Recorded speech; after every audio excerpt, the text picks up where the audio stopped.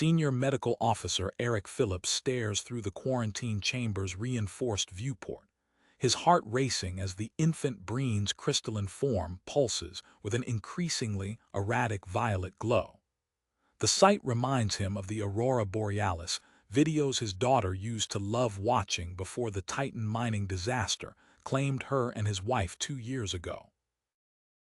He presses his palm against the cold surface, knowing that beyond it lies both unprecedented danger and perhaps the most important decision of his medical career. The radiation levels from the crystal degradation are rising, his assistant reports from the monitoring station. At this rate, complete molecular breakdown will occur in less than 48 hours. The infant discovered just hours ago in the twisted wreckage of a Breen vessel that crashed near Mars Colony Outpost 7 represents a diplomatic powder keg. No human has ever been permitted to even approach Breen young, let alone attempt medical intervention.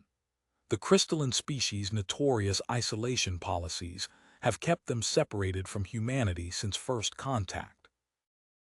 Director Marcus Rice's voice cuts through the medical bay's tense atmosphere. Phillips, the colony board has convened an emergency session. This situation risks provoking an interstellar incident with the entire Breen Empire. We need to contain this immediately. Eric turns from the viewport, his voice steady despite his racing thoughts. With all due respect, Director, that infant will die without intervention. I've developed a theoretical procedure using modified human stem cells to stabilize degrading crystalline matrices. We have the technology, we just need authorization. The radiation exposure would kill you, Rice counters, stepping closer to the viewport. The levels of direct contact required. I'm aware of the risks, Eric interrupts. His hand unconsciously touches the photo in his pocket, his family's last picture together. But I've lost enough lives under my watch. Not this one, not if I can help it. The emergency board session stretches for 3 hours. Eric presents his research, his medical credentials, and his passionate defense for attempting the procedure. He can see the fear in their eyes, fear of the Breen, fear of failure, fear of change. But in the end, his reputation as the colony's most decorated medical officer tips the scales. The vote passes by a single ballot. As Eric dons his radiation suit and prepares the first batch of his own stem cells for the procedure, he gazes at the infant's weakening form. He's already named her Ella in his mind, another little girl who needs his help. The crystal structure emits another pulse of radiation, strong enough to make his radiation badge chirp, a warning even through the viewport. Beginning cellular integration procedure, he announces to the medical team as the quarantine chamber cycles open, initiating direct contact in 3, 2, 1. He reaches for the infant's crystalline surface, knowing each second of contact brings him closer to a lethal radiation dose. But as his fingers touch the cool, faceted structure, and the first modified stem cells begin their work, he sees something extraordinary, the erratic pulses stabilizing, ever so slightly, where human meets alien in this desperate bid for survival. The modified stem cells penetrate deeper into Ella's crystalline matrix as Eric maintains contact, each passing second bringing fresh waves of radiation through his protective suit. His radiation badge emits a steady stream of warning chirps, but he keeps his hands pressed firmly against the cool, faceted surface. Initial cellular integration successful, he announces, voice steady despite the burning sensation creeping up his arms. Beginning phase 2. Dr. James Morrison bursts into the medical bay, clutching a tablet displaying complex schematics. Phillips, I've got something. A modified containment chamber using tech from the nuclear facilities. It won't stop all the radiation, but it'll buy you time. Eric nods without breaking contact. How long to build it? 48 hours, maybe less. Do it. The next 2 days blur together as Morrison's engineering team works around the clock. Eric alternates between treatment sessions and recovery periods, each contact leaving him more drained than the last. During one brief rest, he studies his blood work results on a medical tablet, his white blood cell count already showing concerning drops. MEDCORE's artificial voice fills his private medical bay. Warning: current radiation exposure trending toward lethal threshold. Projected survival window: 3 weeks at current exposure rates. Sarah Rice enters as the AI delivers its assessment. The xenobiologist's dark eyes fix on Eric's medical readouts. The treatment protocol requires 6 weeks for complete stabilization. I know. Eric pushes himself up from the medical bed, fighting a wave of nausea. That's why Morrison's chamber needs to work. The new containment system arrives just as Eric's radiation sickness symptoms intensify. The chamber resembles a crystalline cocoon, its walls lined with specialized shielding. Morrison oversees the installation personally, his usual jovial demeanor replaced by intense focus. 60% reduction in radiation exposure, Morrison explains, adjusting the final settings. Best we can do without compromising the biological interface. Eric steps into the chamber for his next session. The reduction in radiation is immediately noticeable instead of burning. The sensation feels more like a warm tingling. But MEDCORE's predictions remain unchanged. 3 weeks until lethal exposure. A week into the treatment, Assistant Medical Officer Torres rushes into the chamber during a session, his face pale. Long-range sensors picked up a Breen vessel entering the system. They're demanding immediate return of survivors. Eric's hands remain steady on Ella's surface, even as her pulses quicken in response to his elevated heart rate. How long until they reach Mars? 5 days at current speed. Commander Drake has activated defense protocols, but Torres trails off, watching the monitoring equipment. Sir, you need to see this. The screens show microscopic crystals forming in Eric's bloodstream, tiny fragments that match Ella's molecular structure. Simultaneously, the human stem cells create stable matrices throughout her crystalline form, like delicate lattices bridging damaged sections. It's a two-way exchange, Sarah Rice whispers, leaning closer to the displays. Your cells are healing her, while her structure is adapting to you. Director Rice enters the medical bay, his expression grim. The Breen overseer, Crowthax, cites their isolation laws. Earth's IRB is pushing for immediate compliance.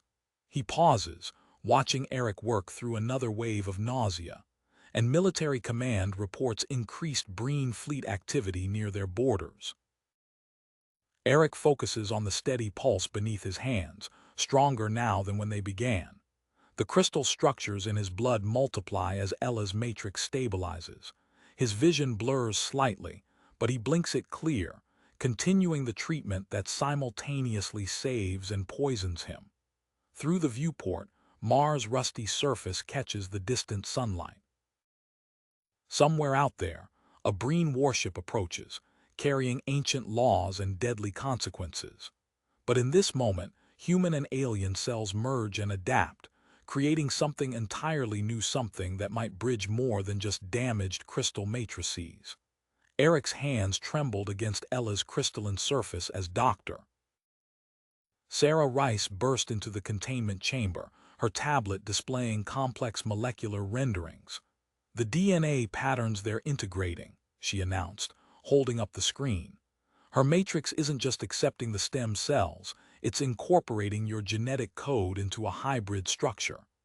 Eric focused through his blurred vision on the display. The microscopic images showed delicate crystal lattices interwoven with human DNA helixes, forming intricate patterns he'd never seen in his years of xenobiology research. Torres approached with a medical scanner, his expression tightening as he swept it over Eric's exposed skin. Crystal formations spreading across the dermis, particularly concentrated at the points of contact. Eric glanced down at his hands. Prismatic structures glinted beneath his skin, spreading in geometric patterns up his forearms. Each pulse of light synchronized with Ella's rhythmic glow, their biological systems linking in ways that defied conventional medicine. "Commander Drake for Director Rice," the intercom crackled. "Breen vessel entering Mars orbit." They're carrying a medical team led by Chief Crystallographer Vexna. Sarah Rice's head snapped up. Vexna, the same researcher who attempted crystal matrix modification within the Empire. "Confirmed," Drake responded. "Her previous work was terminated under genetic purity laws.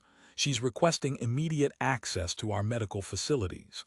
MEDCORE's artificial voice interrupted. "Alert patient Eric Phillips showing significant crystal formation in cardiac tissue and central nervous system. Radiation exposure at 89% of lethal threshold." The burning sensation in Eric's chest intensified. He struggled to maintain his stance as crystalline structures formed around his heart, each beat sending prismatic reflections across the chamber walls. Yet beneath his hands, Ella's matrix pulsed with increasing stability. Morrison rushed in with his engineering crew, carrying salvaged components from the crashed Breen vessel. "We can integrate their shielding technology," he said, already removing panels from the chamber walls. "Might buy us another 15% reduction in radiation exposure." Eric nodded, unable to spare the energy for words. His vision swam with prismatic refractions as crystal structures formed behind his eyes. Through the fractured light, he watched Ella's matrix pulse with newfound strength, her crystalline structure adopting patterns that mimicked human neural pathways. "Ships entering docking alignment," Commander Drake announced. "Director Rice is preparing to receive the Breen medical team. Dr. Phillips, Overseer Crowthax demands immediate access to your research data." Sarah Rice studied the latest medical scans, her voice tight with urgency. These readings suggest similar cases throughout their empire. The genetic hybrid structure we're seeing could be vital to their species' survival. Eric's legs buckled. Tors and Sarah caught him before he could break contact with Ella, helping him maintain the crucial connection even as his own body transformed. Crystal matrices spread through his major organs, each cell adapting to survive the lethal radiation that should have killed him days ago. "Docking complete," Drake reported.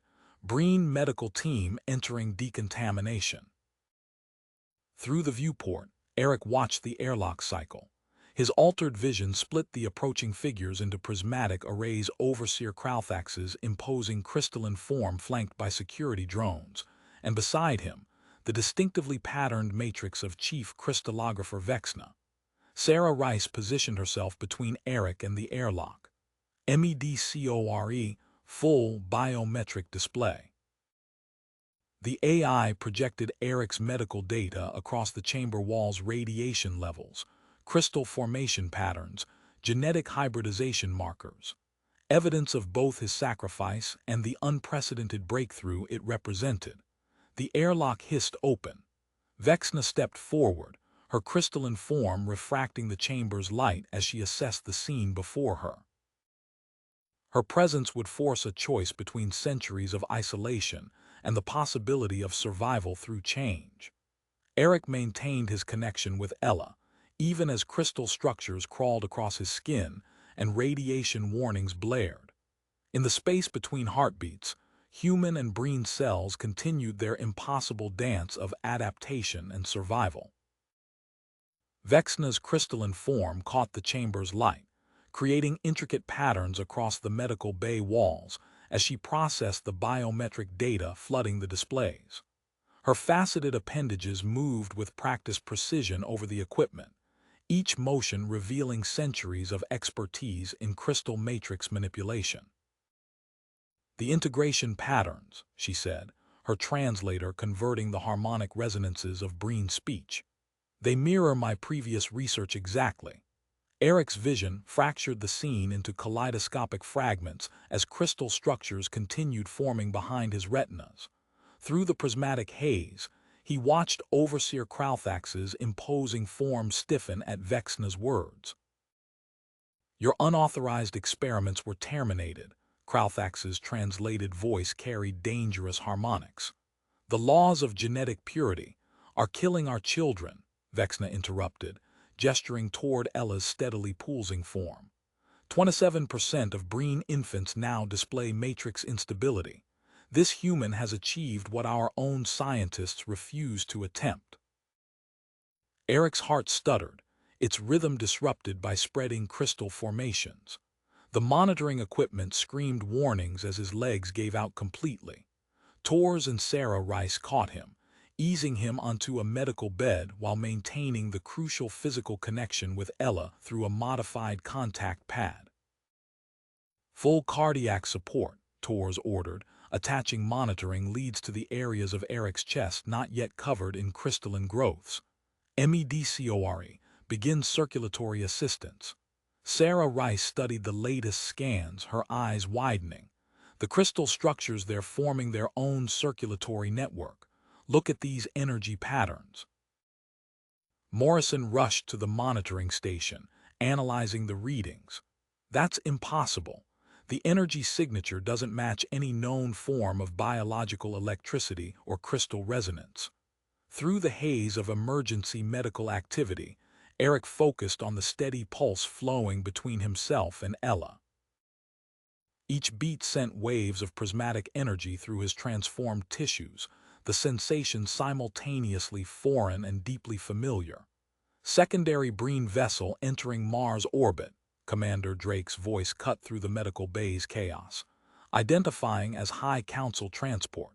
They're demanding immediate communication." Vexna's crystalline form vibrated with agitation. "The Council follows. They will terminate this research as they terminated mine." She turned to Director Rice. "Your colony's medical officer has achieved critical breakthrough. These hybrid matrices show perfect stability." Eric's transformed vision caught subtle patterns in Vexna's crystal structure, microscopic imperfection that matched the instabilities in Ella's original matrix. Understanding filtered through his radiation-addled mind. "You carried the mutation," he managed, his voice rough. "That's why you studied it." "I sought to save my own child," Vexna confirmed. "The Council chose extinction over adaptation." The medical bay's screens flickered as new data poured in. Sarah Rice analyzed the readings, her fingers flying over the controls. The crystal structures in Eric's organs, they're not random growth. They're replicating healthy Breen infant patterns. MEDCORE's artificial voice provided confirmation. Crystal matrix integration achieving 70% efficiency. Radiation conversion process stabilizing in peripheral organs. Tors adjusted Eric's support systems, his expression caught between concern and fascination. "His damaged tissues are regenerating, but the crystal structures are permanent. There's no reverting this process." The deck vibrated as the High Council vessel initiated docking procedures. Director Rice studied the diplomatic feeds on his tablet, his face grim. "They're citing 17 different isolation laws. Military command reports Breen fleet movements near their borders." Eric watched the energy patterns flow between himself and Ella, their combined biological systems creating something entirely new. The radiation that should have killed him days ago now flowed through his crystalline networks, feeding the hybrid matrices that kept them both alive. Sarah Rice approached Vexna, tablet extended. "Help me compile the data.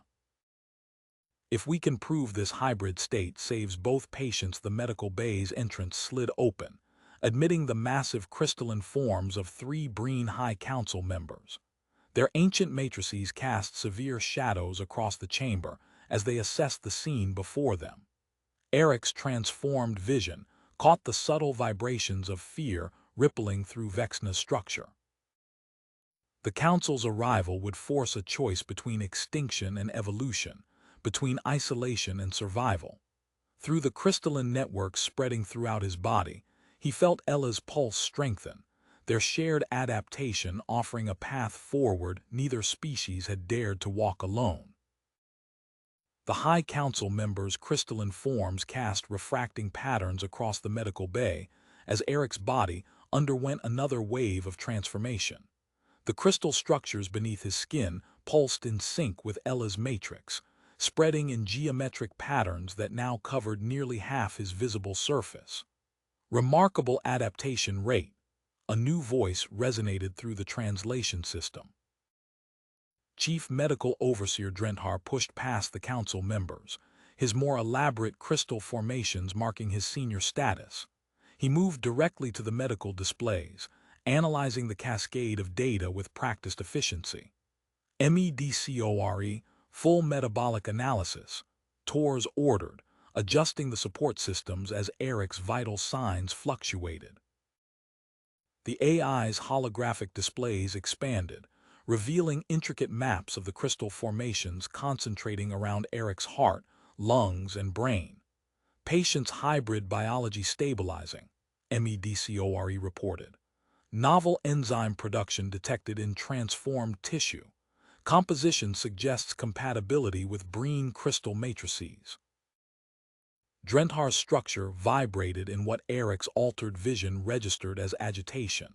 These readings match the destabilization patterns in our infants, but inverted, stabilized.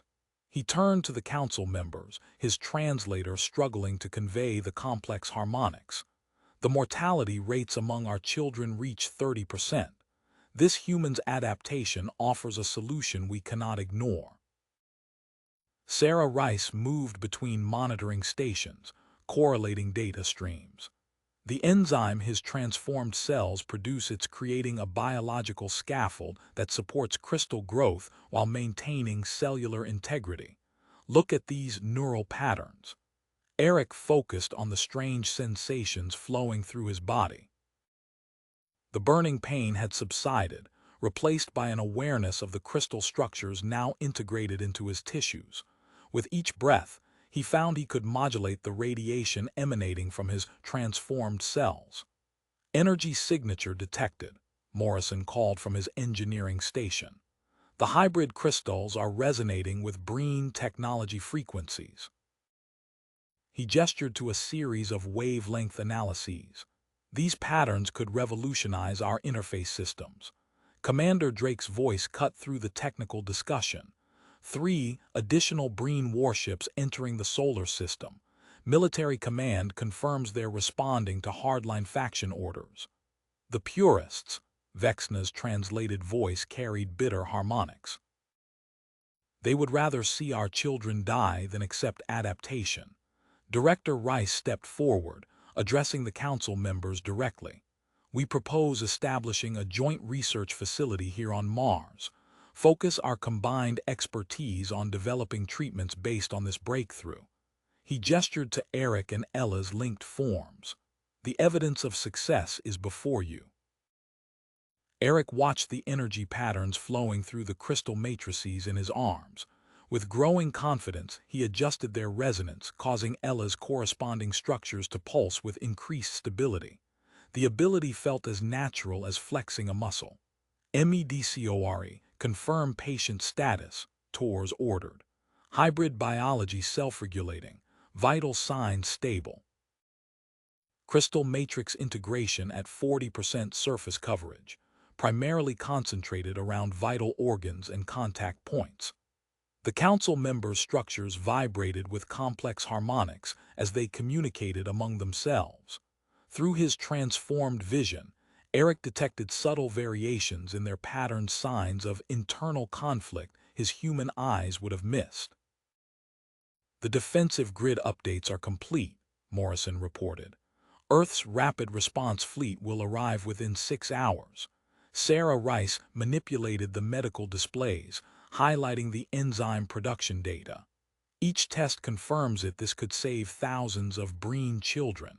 The biological compatibility exists. We only need to develop the treatment protocols. The chamber's lighting shifted as Mars' rotation carried them into shadow. Through the viewport, Eric watched distant flares marking the approaching Breen warships. His transformed cells tingled with the increasing energy signatures of their drive systems. Drenthar moved to examine Ella's stabilized matrix more closely. The growth patterns display perfect crystal alignment. No signs of degradation or rejection. He turned to the council members. The data supports crystallographer Vexna's original research. Isolation leads to extinction. Adaptation offers survival. New warning signals flashed across Morrison's engineering displays. Energy surged from the approaching vessels. They're charging weapons systems. Eric focused on the hybrid crystal structures throughout his body, conscious of how each cell now straddled the boundary between human and Breen biology. Through this transformed perspective, he sensed possibilities that neither species had imagined alone. Eric's transformed cells pulsed with a new resonance as the tension in the chamber peaked. The crystalline structures beneath his skin emitted a soft harmonic frequency, interfacing directly with the Breen ship's communication arrays. Through his enhanced vision, he watched streams of data Ella's biological readings, stability metrics, adaptation patterns flow outward to the assembled vessels. Uncontrolled broadcast detected, Morrison announced, studying the readings. He's transmitting directly to their systems. Sarah Rice's fingers flew across the medical displays. The hybrid matrices are generating a carrier wave perfectly tuned to Breen crystal frequencies. Look at these transmission patterns. The chamber's screens flickered as new data poured in. Through the viewport, Eric observed the approaching Breen warships slow their advance, their weapon signatures fluctuating as his unconscious broadcast reached their systems. Primary vessel identified, Commander Drake reported. Military Commander Thexgar aboard the Crystalline Dominion. There. He paused, reviewing the incoming signals. Their targeting systems are malfunctioning. Some kind of feedback loop. Eric felt the connection strengthen, his hybrid biology interfacing with the ship's crystal-based computers. Raw data flowed through the link, proof of successful integration, evidence of enhanced stability, matrices that bridged both species' biological systems. The medical bay's communications array crackled. This is Military Commander Thexgar. You will cease this unauthorized transmission immediately. These genetic abominations must not. The signal cut off as 3 new vessels emerged from hyperspace. Their crystal structures resonated with different frequencies. Medical ships, their holds carrying dying infants. Emergency transmission, Commander Drake announced. They're requesting immediate medical assistance. 27 cases of critical matrix destabilization. Director Rice studied the incoming data, then turned to the council members. We have the facilities. We can help them. Converting Auxiliary Bay 3, Torres reported, already coordinating with the engineering team. MEDCORE, prepare isolation protocols based on Eric's treatment parameters. Eric's spine tingled as new crystal formations developed along his vertebrae, creating an enhanced neural interface. Through it, he detected the failing matrices of the Breen infants even before their ships docked, weak pulses crying out for stability. Remarkable, Drentar observed, analyzing the readings. His hybrid structures are automatically attuning to their frequencies. Perfect resonance matching. Sarah Rice and Vexna worked in tandem, documenting the unprecedented connection. The neural interface is bidirectional, Sarah noted. He's not just detecting their matrices, he's actively stabilizing them through quantum resonance. Morrison's engineering team arrived with modified containment units. We've incorporated the harmonic frequencies from Eric's crystal structure. Each chamber should support 1 patient while maintaining isolation protocols. Torres attached new monitoring leads to Eric's transformed tissue. Cell production increasing in the hybrid zones. We can harvest these specialized structures to create treatment cultures. The deck vibrated as the medical ships completed docking procedures. Through his crystal-enhanced senses, Eric detected Ambassador Harrison's approaching diplomatic vessel, Earth's response to the evolving crisis. Project Integration Facility online, Morrison reported. First treatment chamber ready for occupancy. Sarah Rice analyzed the latest scans of Eric's neural interface. The crystal formations are self-organizing, creating more efficient pathways for matrix stabilization. Each new connection improves his ability to regulate nearby brine matrices. Eric focused on the sensations flowing through his hybrid biology. With each breath, the crystal structures grew more refined, more capable. Through his link with Ella, he felt their combined systems achieve new levels of integration, pointing toward possibilities neither species had imagined alone. The medical bay's entrance slid open as the first brine infant arrived for treatment. Its weakened matrix pulsed with unstable frequencies, but Eric's hybrid structures immediately responded, projecting stabilizing harmonics that strengthened its failing systems. Treatment protocol initiated, Tors announced. MEDCORE, begin monitoring crystal matrix reformation. Additional medical ships appeared on the long-range sensors as word of the successful treatment spread. Eric's transformed body hummed with energy, ready to serve as a bridge between two species on the verge of a breakthrough that would reshape both their futures. Civilizations. The soft lighting of the medical bay shifted as Eric noticed a new sensation spreading through his transformed tissue. The crystal formations beneath his skin began to emit a gentle, pulsing bioluminescence that synchronized perfectly with his heartbeat. Each pulse resonated with Ella's matrix frequency, creating intricate patterns of light that danced across the medical bay's surfaces. Energy signature changing, Tors announced, adjusting her sensors. The bioluminescent pulses are generating a calibrated frequency pattern. Sarah Rice studied the readings. These pulses match the exact frequencies needed for matrix stabilization. It's a natural calibration system. The facility's alert systems activated as military commander Thexgar's vessel moved into attack position. A high-pitched whine filled the air as his ship deployed a specialized weapon. Crystal disruption device detected, Morrison called out, designed to destabilize modified brine matrices. Eric braced for impact, but instead of pain, he felt his hybrid biology respond. The crystal structures throughout his body resonated at a counter-frequency, projecting an energy field that encompassed the medical bay. The destructive waves dissipated harmlessly against this protective barrier. Incredible, Morrison said, analyzing the data streams.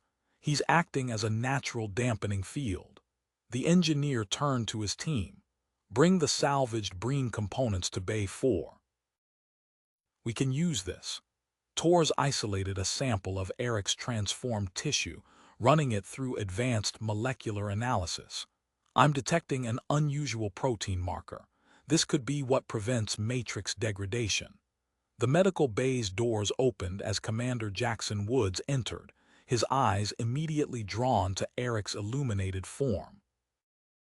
A new subspecies, he said, moving to examine the hybrid crystal formations. The biological bridge we never expected. Morrison's engineering team worked rapidly, constructing amplification chambers from the salvaged brine technology. Each chamber incorporated crystalline resonators tuned to Eric's unique frequency patterns. As they activated the first unit, Eric felt his stabilizing influence extend throughout the facility. Power grid fluctuations detected, Morrison noted. His hybrid systems are redistributing energy across the colony's infrastructure. Efficiency increased by 23%. Through his enhanced senses, Eric detected Ella's accelerated development. New neural pathways formed within her crystal matrix, mirroring the hybrid patterns in his own nervous system. Their connection deepened with each synchronized pulse. The facility's long-range sensors tracked 3 incoming brine medical ships, their holds carrying critically ill infants. Behind them, Earth defense vessels moved into protective positions around Mars colony. Subcommander Kexry requesting emergency docking clearance, Commander Drake announced. 28 critical cases aboard. Tors examined her latest test results.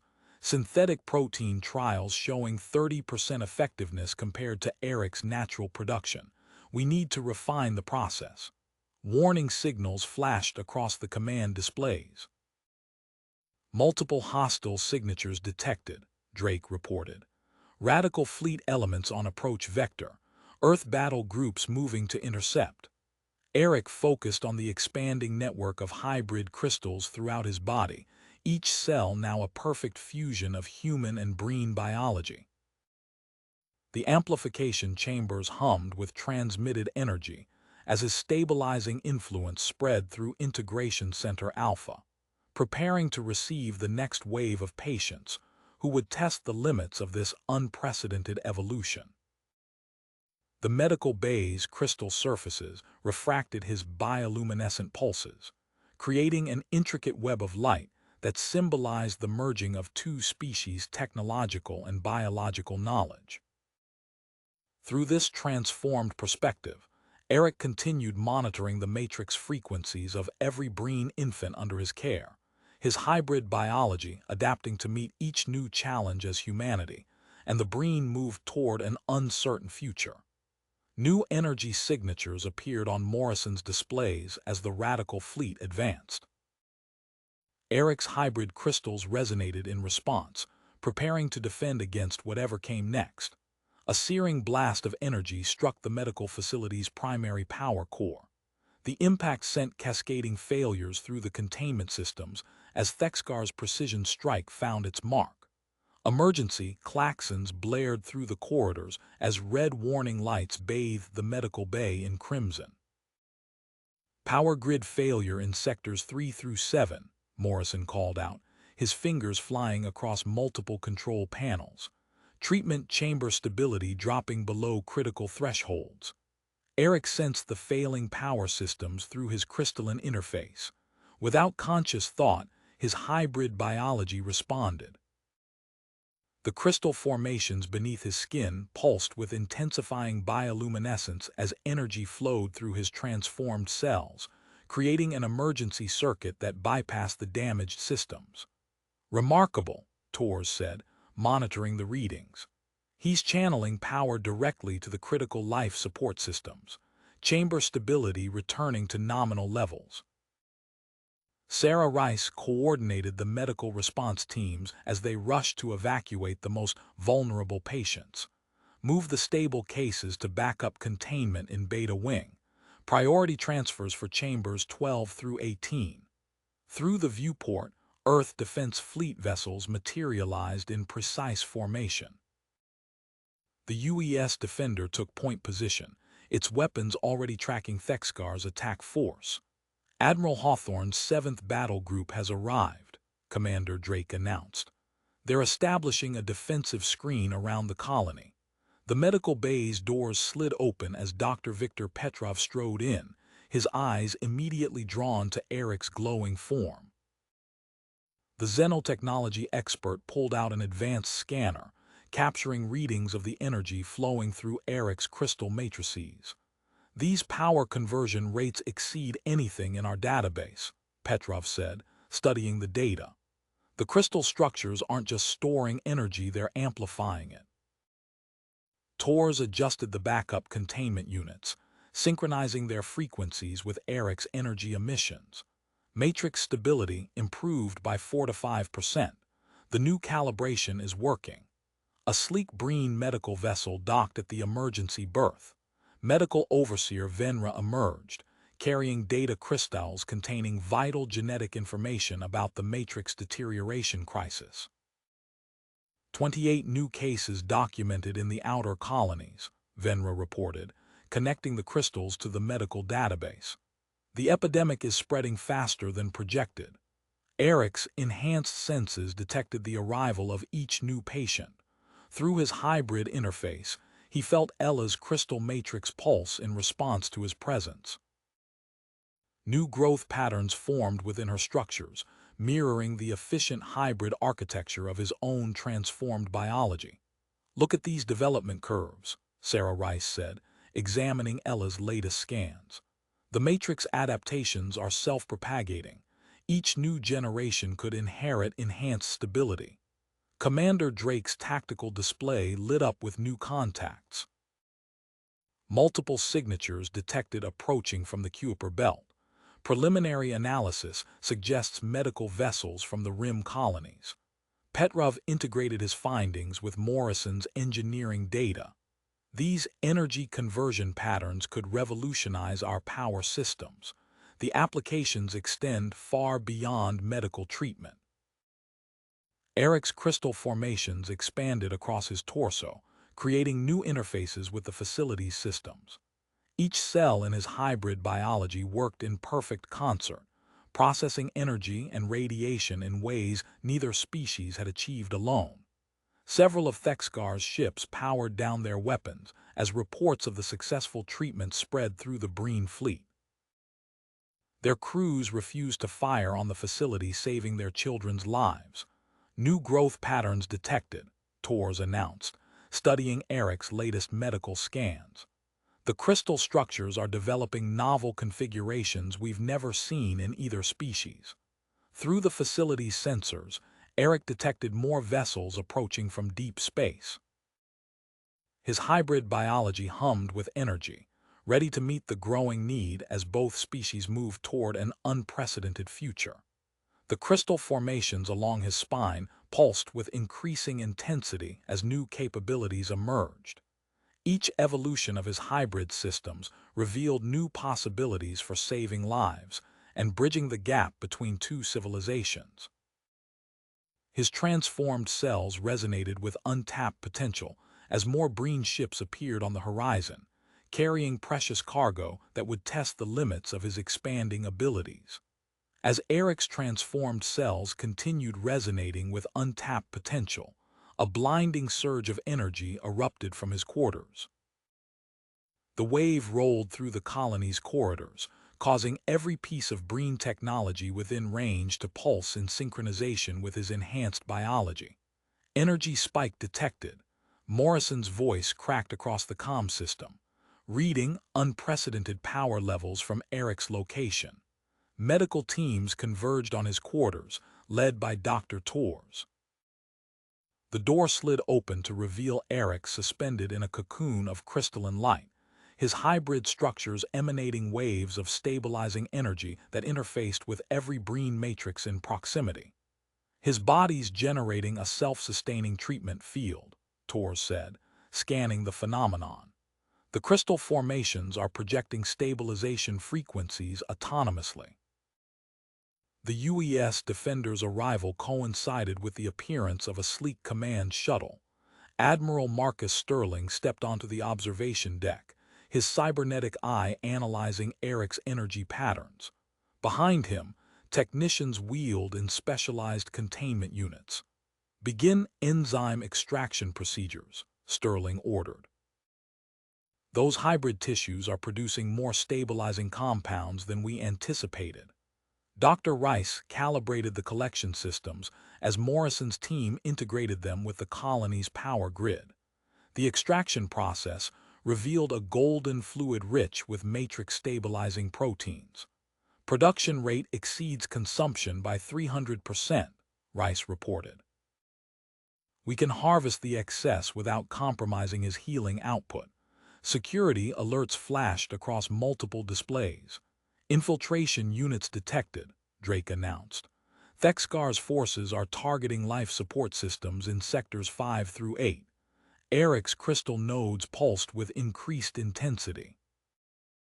New formations emerged along his spine, creating direct neural links to the colony's defense grid. Through this connection, he detected the infiltrators' positions with perfect clarity. "Security breach in maintenance shaft Delta," Eric transmitted through the colony's communications array, redirecting power to containment fields. Energy surged through the modified security systems, catching Thexgar's agents in a web of crystalline barriers. Each infiltrator found themselves trapped as Eric's hybrid interface predicted and countered their movements. 5 Breen medical ships docked in rapid succession. Dr. Morrison's engineering team had already begun modifying the power distribution network based on Eric's specifications. Crystalline conduits channeled his stabilizing field throughout the medical wing, creating a lattice of treatment zones. Implementing distributed matrix support, Morrison said, activating the new systems. Power efficiency at optimal levels. Colonel Richard Blackwood arrived during the patient transfer, his analytical implants recording every aspect of Eric's capabilities. The military specialist moved through the medical bay, studying the interaction between human and Breen technologies. This hybrid architecture surpasses our theoretical models, Blackwood noted, examining the data streams. The crystal efficiency ratings alone. Ella's containment chamber registered accelerated neural development as Eric's enhanced field strengthened her matrix. Similar patterns appeared in monitors throughout the medical wing as other young patients responded to the improved treatment protocols. Matrix evolution detected in chambers 3 through 15, TORS announced. Their crystal structures are incorporating the stabilization patterns. The defection of Thexgar's ships created a surge of activity as more vessels arrived carrying desperate families.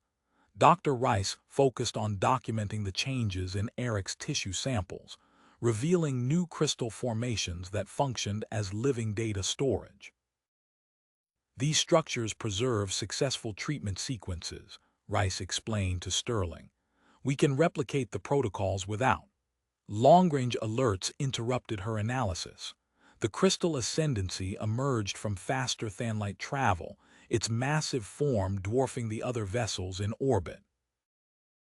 Members of the Breen Genetic Council prepared to board as Eric's hybrid biology continued evolving, his transformed cells resonating with possibilities neither species had fully grasped. Through his crystalline senses, Eric detected the approaching dignitaries. His enhanced structures pulsed with steady light, ready to demonstrate the true potential of human and Breen integration. The crystal ascendancy's massive form cast a shadow over the colony as its detailed scans penetrated the medical facility's walls. Eric's crystalline structures pulsed with increased luminescence under the scrutiny of the vessel's advanced sensors. Unprecedented crystal formations detected, announced the lead Breen technician through the colony's translation system. Subjects' neural pathways exhibit novel stabilization properties. High Arbiter Krenthax stepped through the airlock, flanked by a team of crystallographers. The Arbiter's own crystal matrices gleamed with authority as he approached Eric's position in the medical bay. Dr. Rice hurried forward with her latest analysis displayed on a floating holoscreen. The hybrid tissue samples reveal something extraordinary, she said, highlighting specific data points. Eric's body is producing specialized crystal seeds capable of autonomous matrix stabilization. TORs move between treatment chambers, collecting readings from the latest group of infant patients. Stability ratings increased by 4 to 7% in the past hour alone. The new formation patterns are self-replicating. Dr. Morrison's engineering teams worked rapidly to install crystalline conduits throughout the facility. The new channels glowed with transferred energy as they connected to Eric's enhanced neural interface. Additional treatment chambers online in sectors 4 through 6, Morrison reported. Power distribution optimal. A violent tremor shook the facility as Thexgar's crystal disruption weapon struck the main reactor. Instead of the expected cascade failure, Eric's nervous system interfaced instantly with the defense grid. His hybrid crystals pulsed with brilliant light as they redirected the weapon's energy. Feedback loop established, Commander Drake announced from his tactical station. Hostile vessels losing power. Their crystal-based systems are shutting down. Through the viewport, several Breen ships powered down their weapons and adjusted course to dock with the medical facility. The remains of Thexgar's attack force scattered as their leader's ultimate attempt failed. High Arbiter Krenthax observed Ella's treatment chamber with intense focus. The young Breen's crystal matrix emitted patterns that caught the attention of his scientific team. These readings challenge our understanding, the lead crystallographer said. The matrix shows improved stability while maintaining pure Breen patterns. General Marcus Reynolds arrived as the Genetic Council completed their initial assessment. His cybernetic implants recorded every detail as he consulted with Dr. Rice's medical team about expansion protocols. The Defense Ministry has authorized full support for a permanent facility, Reynolds said. We're dispatching additional construction units and medical equipment. Eric's presence affected every piece of Breen technology in the facility. Life support efficiency increased by 30%. Medical scanners operated at unprecedented resolution. The engineering team documented each improvement as his hybrid biology enhanced their systems. Energy output exceeding projected levels, Morrison said, monitoring the power grid. His crystal structures are amplifying our standard equipment beyond design specifications. Long-range sensors tracked the approach of 15 Breen medical vessels. Each ship carried desperate families seeking treatment for their children. Dr. Rice coordinated with Tours to prepare additional treatment chambers. Construction teams to Sectors 8 and 9, Rice ordered. Priority on life support and containment systems. Admiral Hawthorne's vessels maintained their defensive screen as the 7th Battle Group adjusted formation to accommodate incoming medical traffic. Through his crystal interface, Eric sensed each approaching ship, his hybrid biology already adapting to meet their needs. The Genetic Council huddled around displays showing Eric's latest neural scans. The crystal structures throughout his nervous system continued to evolve, revealing new configurations that merged human adaptability with Breen crystalline efficiency. These formations, Krenthax said, studying the data, they preserve the essence of both species while transcending their limitations.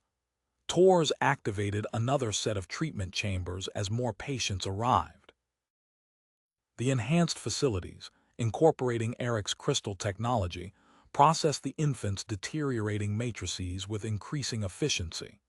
Each successful treatment provided new data for improving the process. Eric's hybrid structures pulsed with steady light as he channeled energy through the expanding medical facility.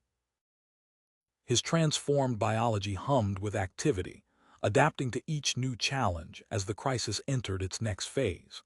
From his interface with the colony's systems, Eric detected the vibrations of construction machinery as they broke Martian ground. The rapid expansion of Mars Colony Outpost 7 proceeded with mechanical precision as construction drones laid foundations for 3 new medical wings. The bioorganic compound is ready for integration, Dr. Morrison announced, examining readouts from the fabrication units. Eric's crystal samples are producing the building material at optimal rates. Through the observation window, Eric watched robotic assemblers spraycoat interior walls with the golden-hued substance his hybrid biology generated. The material shifted and settled, its microscopic crystal matrix automatically adjusting to create ideal conditions for Breen patients. Dr. Alexander Reeves arrived during the second phase of construction, his research pods containing specialized scanning equipment. The xenobiological architect's eyes widened as he examined samples of Eric's tissue-derived building material under quantum microscopes. These crystal lattices. Reeves manipulated the holographic display, zooming in on the molecular structure. They're creating perfect microenvironments for matrix stabilization. Morrison, look at this self-regulation pattern. Morrison stepped to the console, studying the streaming data. The smart walls are already adapting.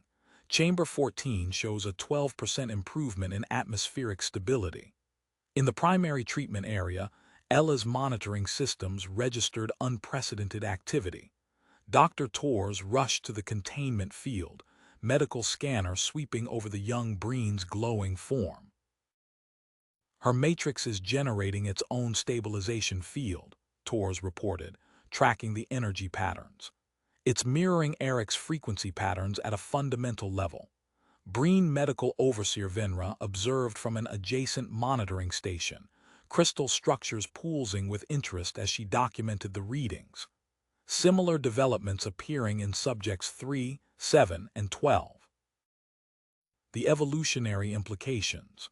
A security alert pulsed through Eric's neural interface. His consciousness expanded through the defense grid, detecting an anomalous energy signature at the colony's outer perimeter. The threat assessment protocols activated automatically. Unauthorized scanning beam detected in Sector 9, Commander Drake announced, his security team moving to defensive positions. Through their neural link, Eric channeled a precise burst of energy through the colony's shield emitters, harmlessly dispersing the intrusive scan. Defensive response time improved by 60%, Drake noted, monitoring the system's performance. The hybrid integration is exceeding all projected metrics. High Arbiter Krenthacks entered the control center as reports from the Genetic Council appeared on the main display. The success rate scrolled across multiple screens. 95% matrix stabilization, improved resilience factors, enhanced crystal coherence. The urgent transmission from Crystallos Prime interrupted the data review. Director Rice's hologram materialized in the command center, addressing the assembled team. 200 critical cases inbound. Morrison, activate the expansion protocols. We need that specialized dock operational within 48 hours. Eric's hybrid structures pulsed as he channeled additional power to the construction systems. The new shuttle bay took shape under swarms of assembly drones, its smart walls incorporating his crystal-derived materials.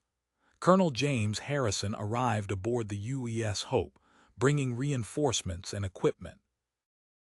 The colonel's boots clicked against deck plates as he strode through the expanding facility, observing Eric's neural interfaces at work.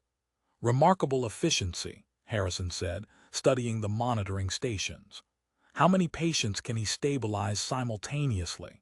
Current capacity is 32 active connections, Dr. Rice responded, checking the latest readings. Though we're monitoring his energy expenditure carefully, the neural load is substantial. Eric's crystal formations brightened as he detected new energy signatures approaching from deep space. Through the colony's enhanced sensors, he identified multiple vessels on long-range approach vectors, their crystal cores resonating with familiar patterns of desperation and hope. The smart walls of the medical bay shifted subtly, preparing to receive more patients as Dr. Morrison's team calibrated the latest set of treatment chambers. Eric's hybrid nervous system hummed with activity, adapting to the expanding facility's growing demands as Mars Colony Outpost 7 continued its transformation into humanity's first interstellar medical center. The approaching energy signatures materialized into 3 massive transport vessels from Crystallos Prime, their crystal cores pulsing with unstable patterns that Eric detected through his enhanced senses. Emergency beacons flashed as the ships maneuvered toward the newly constructed docking facilities. Multiple critical cases detected, TORS announced, monitoring the incoming biosignatures. 73 infants showing severe matrix degradation. Eric's hybrid structures activated automatically, generating stabilization fields throughout the medical wings. The smart walls responded, their crystal-infused surfaces amplifying the protective energy. Dr. Rice directed the emergency response teams as the first stasis pods arrived through the airlocks. Priority cases to Sectors 3 and 5, she ordered. Connect them to Eric's primary emission nodes. Dr. Lawrence Winters stepped through the airlock, his medical scanner already sweeping the nearest patients. These deterioration patterns are more aggressive than anything we've documented. Standard protocols won't be sufficient. Eric adjusted his crystal emissions, focusing direct energy beams through newly formed nodes across his transformed body. The concentrated stabilization field enveloped the critical cases, their destabilized matrices beginning to realign under the hybrid energy's influence. Remarkable, Winters said, studying the real-time readings. Direct exposure to the hybrid emissions is achieving 98% stabilization rates. Morrison's engineering teams deployed prefabricated medical units, the structures automatically incorporating Eric's bioorganic material. The golden-hued walls assembled themselves with crystalline precision, neural interfaces connecting each new chamber to Eric's expanded network. Construction efficiency exceeding projected rates, Morrison reported. The hybrid material is self-organizing at the molecular level. Warning alerts flashed through the defense grid. 3 warships bearing Thexgar's insignia emerged from behind Phobos, weapons charging. Admiral Hawthorne's vessels moved to intercept as Eric channeled power through the colony's enhanced shield emitters. The lead warship fired, its crystal disruption beam splashing harmlessly against the reinforced barriers. Through the colony's sensors, Eric detected power fluctuations in the hostile vessels. Crystal matrices within their weapon systems began destabilizing, affected by the defensive feedback. Multiple signatures breaking formation, Commander Drake announced. 2 vessels powering down weapons. They're signaling surrender. Technical Director Hayes arrived at the primary monitoring station, his diagnostic equipment scanning Eric's energy output. These emission patterns, they're revolutionizing our understanding of crystal-based power generation. Eric's body continued evolving, crystal structures reorganizing to support the increased patient load. Specialized nodes emerged across his surface, each capable of projecting focused healing energy to distant treatment chambers. Dr. Rice monitored his vital signs as the enhanced abilities activated. Energy consumption rising, she noted, but efficiency has improved by 60%. In the critical care wing, the Crystallo's prime infants responded to treatment. Their stabilized matrices displayed unexpected resilience, crystal patterns adapting to form stronger configurations without incorporating human genetic material. High Arbiter Krenthaks observed the process through quantum imaging displays. These adaptations preserve pure Breen patterns while enhancing stability. The Council must acknowledge this development. The facility's long-range sensors detected new energy signatures approaching from the Kuiper belt. Eric analyzed the patterns, distinguishing medical transports from less benign signatures lurking at the system's edge. Multiple vessels on approach vectors, Drake reported. Profile matches both medical and military configurations. Director Rice accessed the encrypted intelligence feeds, her expression tightening at the data. Radical factions gathering beyond Neptune. We need to prepare for increased security measures. Eric's hybrid structures pulsed with heightened activity as he extended his awareness through the colony's expanding defensive network. The medical facilities continued processing critical patients as Morrison's teams reinforced key structures, preparing for whatever challenges approached from the darkness beyond Mars. Multiple emergency alerts blazed across monitoring stations as Eric's sensors detected a synchronized disruption rippling through the treatment chambers. 37 infant matrices destabilized simultaneously, their crystal patterns fluctuating in an identical rhythm. Pattern detected in matrix deterioration, Torres called out, her fingers flying across control surfaces. All critical cases showing synchronized decay. Eric's hybrid structures flared with brilliant light as his systems automatically responded to the crisis. Golden energy poured through the smart walls, bathing the treatment chambers in stabilizing frequencies. The strain of maintaining 37 simultaneous connections sent his core temperature climbing. Power consumption exceeding safety parameters, Dr. Winters announced, studying diagnostic readouts. The colony grid can't handle this level of output. Morrison's engineering team rushed to deploy crystal-based capacitors, the specialized components crafted from Eric's biological material. Rerouting power through new distribution nodes, Morrison reported. Capacitors online in sectors 3 through 7. Through his neural interface, Eric detected the energy flow stabilizing as the hybrid capacitors absorbed and channeled the excess power. His crystal structures pulsed with renewed intensity, no longer just stabilizing the failing matrices, but actively rewriting their deteriorating patterns. Unprecedented transformation occurring at the molecular level, Hayes announced, examining quantum scans. The hybrid emissions are restructuring the unstable matrices into reinforced configurations. Eric's body temperature continued rising as his transformed biology struggled to manage the massive energy throughput. Crystal formation spread rapidly across his remaining human tissue, the golden latticework expanding to cover his arms and torso. Hybrid transformation accelerating, Dr. Rice noted, monitoring his vital signs. Crystal coverage now at 80%. His system is adapting to handle the increased load. In the primary treatment chamber, Tor's scanners detected an unexpected resonance between the stabilized infants and Eric's energy emissions. The enhanced matrices are amplifying the treatment effect, she reported, creating a cascading stabilization pattern. The colony's defensive grid surged with sudden power as Eric's hybrid nervous system achieved full integration with the installation's crystal technology. Through the enhanced sensors, he detected the Crystal Purity's battle group emerging from behind Deimos, their weapon systems charging. Multiple hostile contacts, Commander Drake announced. Admiral Hawthorne's vessels moving to intercept. 6 medical transports appeared at the edge of the defense grid, their distress beacons pulsing urgently.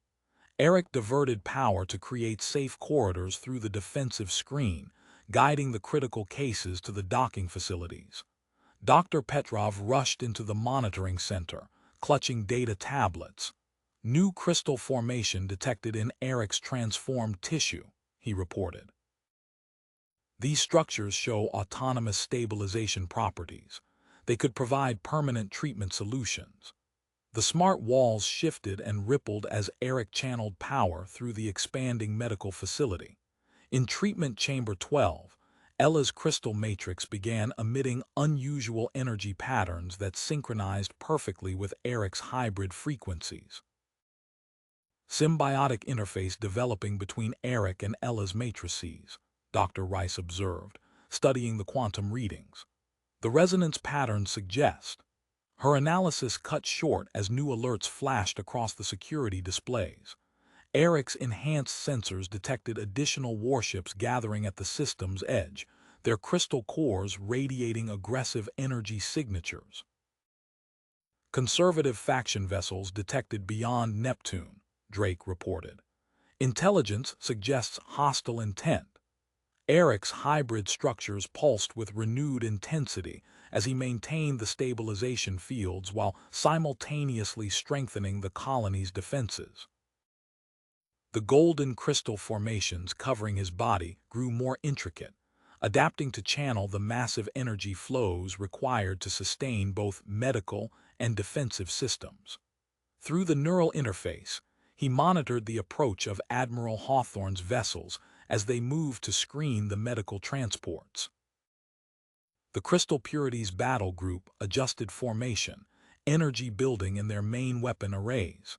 Eric diverted additional power to the shield grid, preparing for whatever came next. Multiple systems destabilizing, Tors called out as warning indicators flashed across the monitoring stations. Power grids showing cascading overloads in sectors 2 through 6. Eric's enhanced senses detected the surge of energy coursing through the colony's infrastructure. His crystal formations pulsed with increasing intensity as the hybrid emissions exceeded the facility's capacity to contain them. Dr. Morrison activated emergency protocols, directing engineering teams to strategic points throughout the complex. Deploy crystal buffer units to all affected sectors. Priority on medical wings and critical systems. The engineering core moved swiftly, installing specialized crystalline components harvested from Eric's excess biological production. The buffer zones activated on contact with the facility's power grid, their surfaces gleaming with the same golden hue as Eric's transformed tissue. Chief Medical Administrator Blackwood, arriving at Airlock 7, announced the colony's AI as a sleek Earth Command shuttle docked with the medical wing. Marcus Blackwood strode into the monitoring center, his stern features illuminated by the glow of advanced diagnostic equipment. Status report on the hybrid transformation. Dr. Rice gestured to the quantum imaging displays.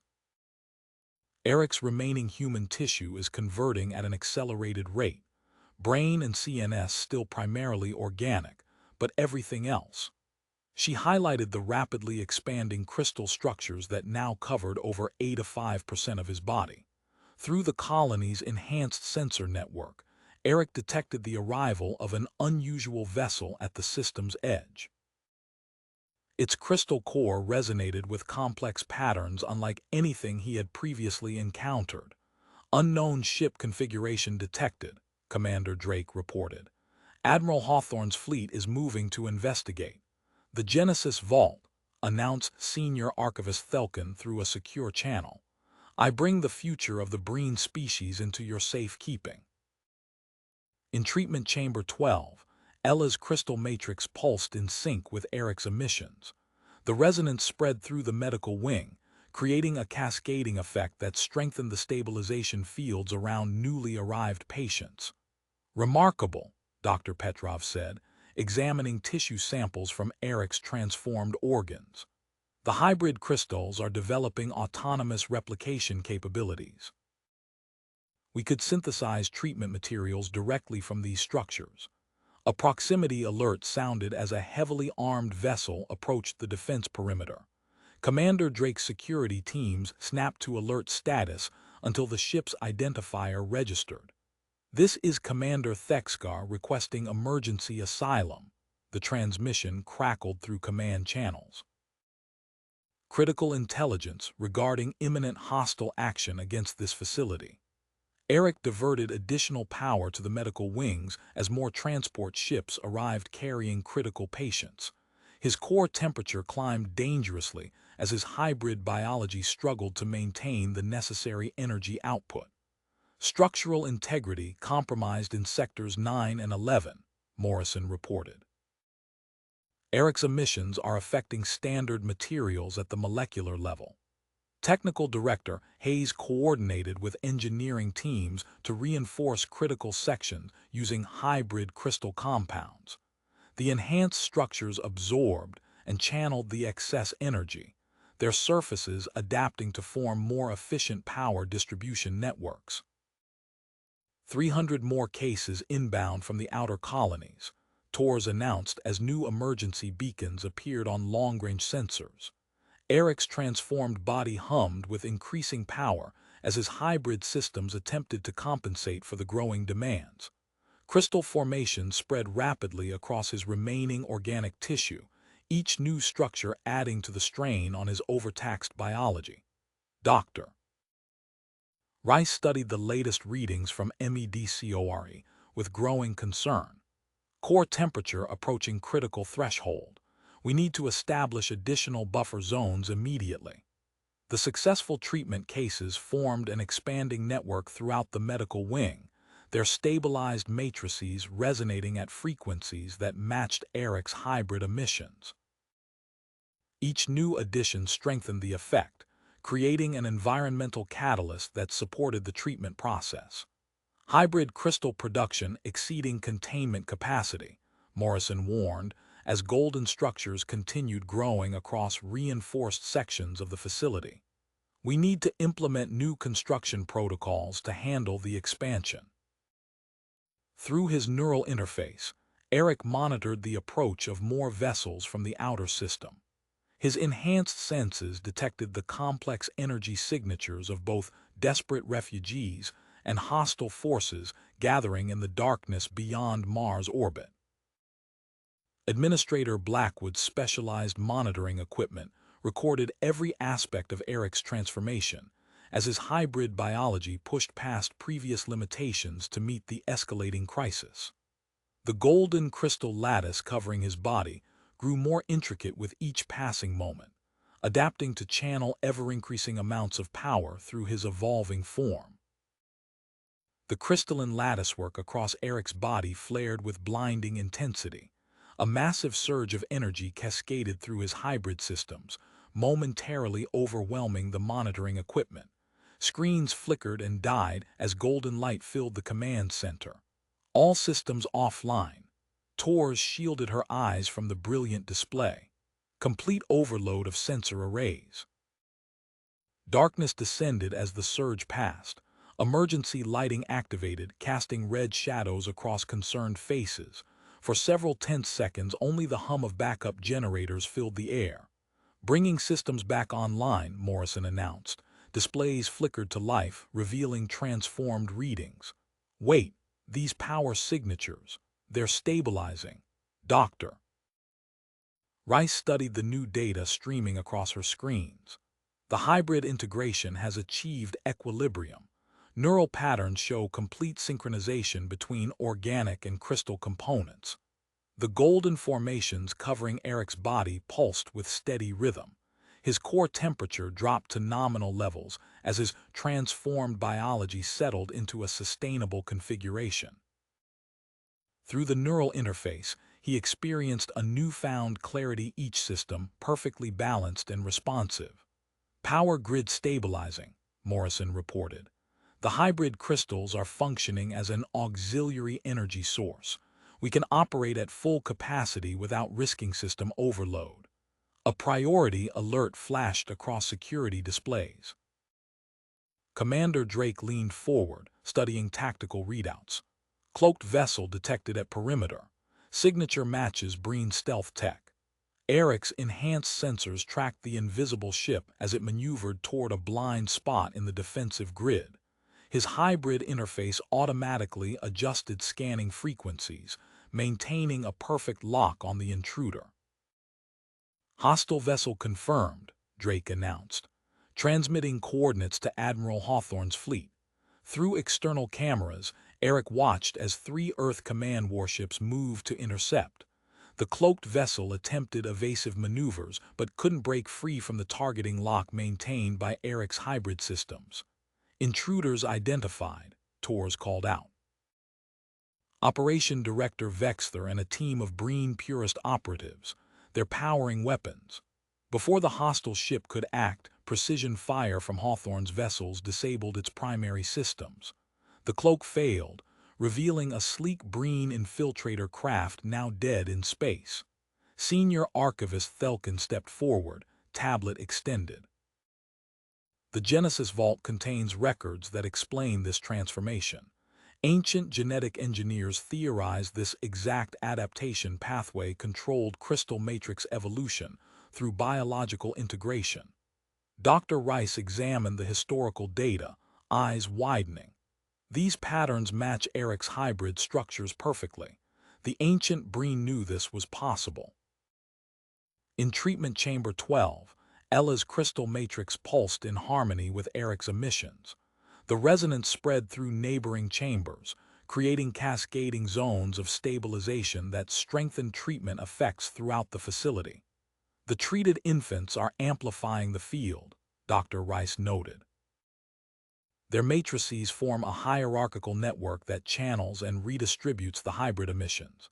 We can optimize patient placement to maximize coverage. Construction crews deployed hybrid crystal components across the expanding medical complex. 2 new treatment wings took shape with remarkable speed, their enhanced structures perfectly attuned to Eric's stabilizing frequency. Long-range sensors detected multiple contacts approaching from the outer system. Hostile fleet incoming, Drake reported. Energy signatures indicate matrix destabilization weapons. Eric diverted power through the defensive grid as the radical faction vessels moved into attack position. Their specialized weapons activated, sending waves of disrupting energy toward the colony. The attacks dissipated harmlessly against the protective field generated by Eric's stabilized hybrid biology. Remarkable, Dr. Petrov said, examining tissue samples. The hybrid crystals produce specialized growth templates, unique patterns we can use to customize treatment matrices. We won't need direct exposure for every patient. MEDCORs displays highlighted unprecedented changes in Ella's biological patterns. Dr. Rice studied the readings intently. Her crystal matrix is evolving, adapting to a more resilient configuration. This could represent an entirely new phase of Breen physiology. Eric's hybrid senses detected more medical transports approaching through the defensive screen. His stabilized systems smoothly allocated power to process the new arrivals, while maintaining optimal field strength across all active treatment zones.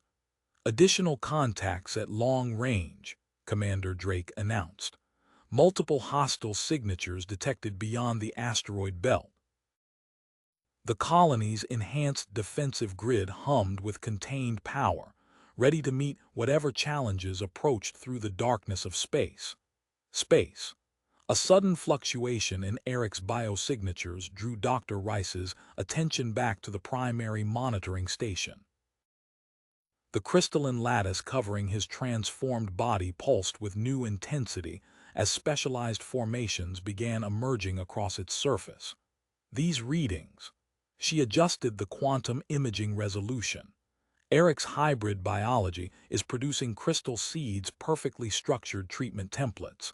Dr. Petrov examined the microscopic analysis. The molecular patterns match infant treatment protocols exactly. Each seed contains complete stabilization parameters. Establish Biosynthesis Lab 3 for immediate crystal seed processing, Dr. Rice directed. We need dedicated extraction and cultivation facilities. The medical wing's crystal-enhanced systems hummed with increasing power as Eric's production of treatment seeds accelerated. Engineers deployed newly fabricated containment units, their surfaces gleaming with the same golden hue as the hybrid formations. A priority alert flashed across command displays. UES Valiant on approach, Torres announced. Fleet Admiral Pierce requesting immediate clearance. The massive medical frigate docked smoothly with the colony's primary hub. Admiral Pierce strode into the command center, his features tight with urgency. Multiple hostile battle groups converging on this position. The radical faction is mobilizing everything they have. Commander Drake activated tactical overlays, initiating emergency evacuation protocols for non-essential personnel, security teams to defensive positions. Their weapons are specifically designed to destabilize crystal matrices, Commander Thexgar explained, transmitting tactical data to the colony's defense grid. But we can adapt your shields to match Eric's stabilization frequency. Technical Director Hayes coordinated with engineering teams, modifying shield harmonics across the defensive network. Crystal resonance synchronizing with hybrid emission patterns. Protection field at maximum efficiency. Through the facility's enhanced sensors, Eric detected the first wave of radical faction ships entering Mars orbital space. His hybrid interface automatically adjusted defensive systems, creating layers of interference that disrupted enemy targeting solutions. Hostile vessels attempting weapons lock, Drake reported. Their targeting systems are failing to acquire. Colonel Davidson arrived with his specialized security detail, moving swiftly to reinforce protection around critical treatment zones. Establish containment protocols in all medical sectors. No disruption to patient care operations.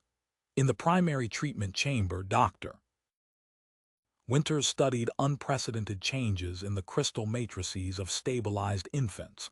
The exposure to Eric's emissions is triggering beneficial mutations.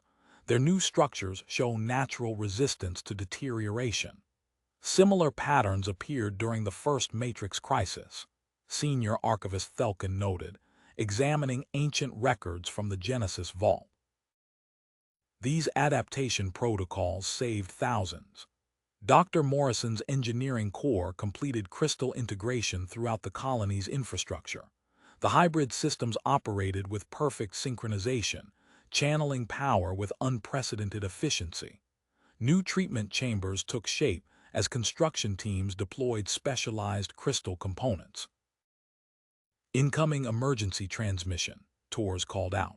Multiple moderate faction colonies requesting immediate evacuation assistance. Deploy modified medical transports, Dr. Rice ordered. Full crystal treatment capability in each vessel. Admiral Hawthorne's 7th Battle Group moved to escort the rescue ships, their weapons primed as radical faction forces approached through the asteroid belt. Eric's hybrid interface strengthened their shield harmonics while generating targeted interference patterns. The enhanced defensive grid activated as the first hostile vessels entered firing range. Their matrix destabilization weapons flared against the crystal-reinforced barriers, dissipating harmlessly in waves of golden light. Shield integrity holding at maximum, Hayes reported. The hybrid resonance field is neutralizing their attacks completely. Dr. Rice monitored the expanding network of treatment chambers as more infected infants arrived aboard the medical transports. Eric's crystal seed production maintained steady output, providing perfectly calibrated materials for each new patient. Additional hostile signatures detected, Drake announced as more radical faction ships emerged from deeper space. Multiple battle groups approaching from 3 vectors. The colony's hybrid systems hummed with contained power as Eric channeled energy through the enhanced infrastructure. His transformed biology operated at peak efficiency, maintaining optimal conditions throughout the medical facility while reinforcing their protective screens against the gathering storm. The first barrage of destabilization weapons struck the colony's shields in waves of sickly green energy. Eric's hybrid systems responded instantly, adjusting shield harmonics to match his stabilizing frequency. The hostile energy dispersed across the barrier in fractals of golden light, feeding back into the defensive grid. Remarkable adaptation, Technical Director Hayes said, studying the power readings. The shields are absorbing their attacks and converting the energy to strengthen our defenses. Through surveillance feeds, Eric tracked 37 medical transports approaching through the chaos of battle. His hybrid interface automatically expanded shield coverage to create a safe corridor for their approach. Emergency vessels confirmed, Tors announced. Multiple critical cases aboard. Dr. Winters rushed to coordinate the incoming patients. Prepare all available treatment chambers. Priority to cases showing advanced matrix deterioration. The medical wing hummed with activity as staff moved with practiced efficiency. Eric's crystal seed production accelerated, providing perfectly calibrated treatment materials for each new arrival. Engineers loaded the seeds into automated processing units, converting them into standardized matrices. A massive ship emerged from Mars orbit the UES Mercy, its hull gleaming with newly installed crystal tech. Captain Reed's voice came through on priority channels. Industrial processing facilities ready for deployment. Beginning installation of automated seed harvesting systems. Dr. Rice studied the network of energy signatures spreading through the treatment zones. Successfully stabilized infants created resonance patterns that amplified Eric's emissions, strengthening the effect throughout neighboring chambers. Patient placement optimization algorithms updated, she announced, adjusting assignments to maximize field coverage. Senior Archivist Thelkin's tablet displayed ancient genetic sequences that matched Eric's hybrid patterns with startling precision. These engineering protocols validate everything we're seeing. The ancient Breen achieved similar results through controlled crystal integration. Commander Thexgar's intelligence feeds highlighted movement in the outer system. Radical faction staging area located, transmitting coordinates to Admiral Hawthorne. The 7th Battle Group moved swiftly through the asteroid belt, catching the gathering hostile fleet off guard. Rail gun fire and energy weapons carved through unprepared ships, scattering the formation before they could properly organize. Strike successful, Commander Drake reported. Enemy fleet dispersing. Multiple vessels in retreat. Engineering teams under Dr. Morrison's direction completed 2 new treatment wings, their crystal-enhanced structures perfectly attuned to Eric's hybrid frequency. The expanded facility hummed with efficiency as automated systems processed a steady stream of critical patients. Treatment success rate at 98%, Dr. Winters called out. Matrix stabilization holding steady across all chambers. Hayes analysis programs identified a critical weakness in the radical faction's weapons. Their destabilization energy can be inverted using Eric's emissions. Security teams are modifying our defensive arrays to exploit the vulnerability. Urgent transmissions flooded in from 15 Breen colonies, requesting immediate medical assistance. Director Rice authorized deployment of mobile treatment units equipped with processed crystal seeds. Eric's enhanced senses detected subtle changes in his hybrid structures as new formations emerged. The crystalline lattice evolved, producing more sophisticated patterns that strengthened his connection to colony systems. Through treatment chamber monitors, similar developments appeared in stabilized infants' early signs of enhanced capabilities beyond basic survival. The hybrid integration is spreading, Dr. Rice noted, examining the data. These adaptations could represent an entirely new phase of crystal matrix evolution. The colony's enhanced grid pulsed with contained power as Eric channeled energy through the expanding infrastructure.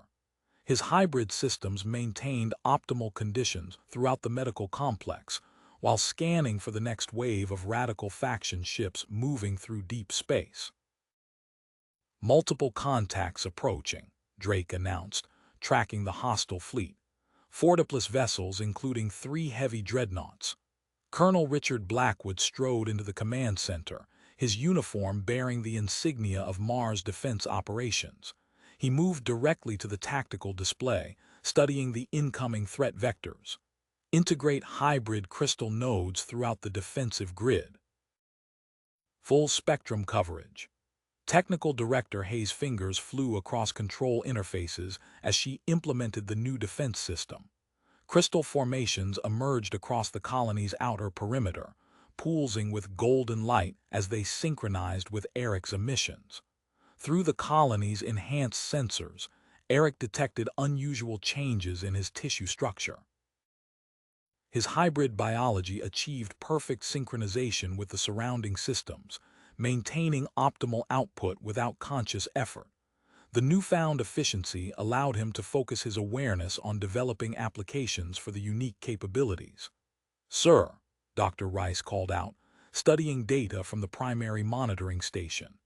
Eric's crystal production is showing signs of autonomous replication. Dr. Morrison examined the readings. The seeds are multiplying under controlled conditions. We can expand treatment material production without increasing strain on his systems. The UES constructor emerged from hyperspace, its massive hull filled with fabrication equipment. Chief Engineer Marcus Steele transmitted docking protocols as construction teams prepared for rapid deployment. Beginning installation of standardized treatment chambers, Steele reported. New designs incorporate hybrid field amplifiers for enhanced emission distribution. Commander Thexgar's intelligence feeds highlighted activity in the asteroid belt, detecting energy signatures consistent with crystal matrix weapon storage, transmitting coordinates to Admiral Hawthorne. The 7th Battle Group moved with precision, rail guns blazing as they struck the hidden depot. Secondary explosions rippled through the asteroid field as stockpiles of specialized weapons detonated. Multiple hostile vessels breaking formation, Drake announced. Their weapon systems are failing without replacement crystals. In the medical wing, Dr. Rice isolated a previously undetected compound in Eric's stabilized tissue. These enzymes form a protective coating around Breen crystal matrices. We can use this to safely transport critical patients. Tours coordinated with evacuation teams, retrofitting transport vessels with enzyme production facilities. The enhanced ships prepared for deep space rescue operations, extending their operational range. The autonomous defense nodes activated as the first wave of radical faction ships entered their coverage zone. Hostile energy weapons dissipated harmlessly against the coordinated field, their destabilization effects completely neutralized. Incoming transmission from the Breen Central Council, Tours announced. Priority diplomatic channel. High Arbiter Venthax's image appeared on the main display. The Council recognizes the validity of your hybrid treatment protocols. We are implementing new regulations to protect and support these procedures. Through the treatment chamber network, Eric detected unusual resonance patterns forming between stabilized infants. Their crystal matrices generated spontaneous connections, creating cascading efficiency improvements throughout neighboring chambers. The matrices are linking, Dr. Winters observed, tracking the energy patterns. This could represent an emergent form of collective biology. The UES Defender arrived in a flash of displaced space, its weapons primed for combat. General Alexander Roberts established secure communications with Colonel Blackwood, coordinating defensive strategies as the radical faction fleet approached. Eric's hybrid senses tracked over 1,000 successfully treated infants, their stabilized matrices humming in perfect harmony with the colony's systems. Each new patient strengthened the growing network, validating the revolutionary integration of human and Breen biology. The autonomous defense grid pulsed with contained power as the radical faction's dreadnoughts moved into attack position. Earth's forces stood ready, their weapons enhanced with hybrid crystal technology as the decisive confrontation drew near. The radical faction's dreadnoughts opened fire simultaneously, their destabilization beams converging on the colony's shields. Eric's hybrid systems responded instantly, generating counterfrequencies that transformed the hostile energy into cascading waves of golden light across the barrier. 15 medical transports approaching from Vector 7, Tours announced. 200 critical patients aboard. Fleet Captain Michael Anderson's voice cut through the command channel. UES Steadfast moving to establish protective corridor. 7th Battle Group form up on our flanks. The Steadfast crystal-enhanced hull gleamed as it took point position, leading a precise formation of warships. Modified shield emitters pulsed with Eric's hybrid frequency, creating a safe passage through the chaos of battle. Enemy vessels adjusting attack pattern, Drake reported. New weapon signatures detected. Eric's tissue tingled as his crystal structures automatically reconfigured, matching the modified hostile frequencies. Dr. Rice's monitoring station lit up with fresh data streams. Extraordinary, she breathed, studying the readings. His matrices are producing targeted counterfrequencies within seconds of exposure. The hostile weapons can't breach our defenses. Commander Thexgar transmitted tactical data to the bridge displays. Analysis confirmed structural weaknesses in enemy crystal matrix cores. Targeting solutions uploaded. Drake's security teams executed precision strikes, their enhanced weapons finding vulnerable points in the radical ship's architecture. 3 enemy vessels broke formation as their systems began to fail, crystal cores fluctuating dangerously. Construction teams in position, Dr. Morrison reported from the medical wing. Beginning emergency facility expansion. Engineering crews worked with mechanical precision, using Eric's self-replicating seeds to grow additional treatment chambers. Crystal structures emerged from specialized frames, forming perfectly aligned walls and energy conduits. MEDCORE alert, Dr. Winters called out. Accelerated deterioration detected in new arrivals, implementing emergency triage protocols. Chief Medical Officer Harrison stepped forward, his experienced gaze sweeping over the incoming patient data. Prioritize cases showing signs of cascade failure. Route stable patients to secondary facilities.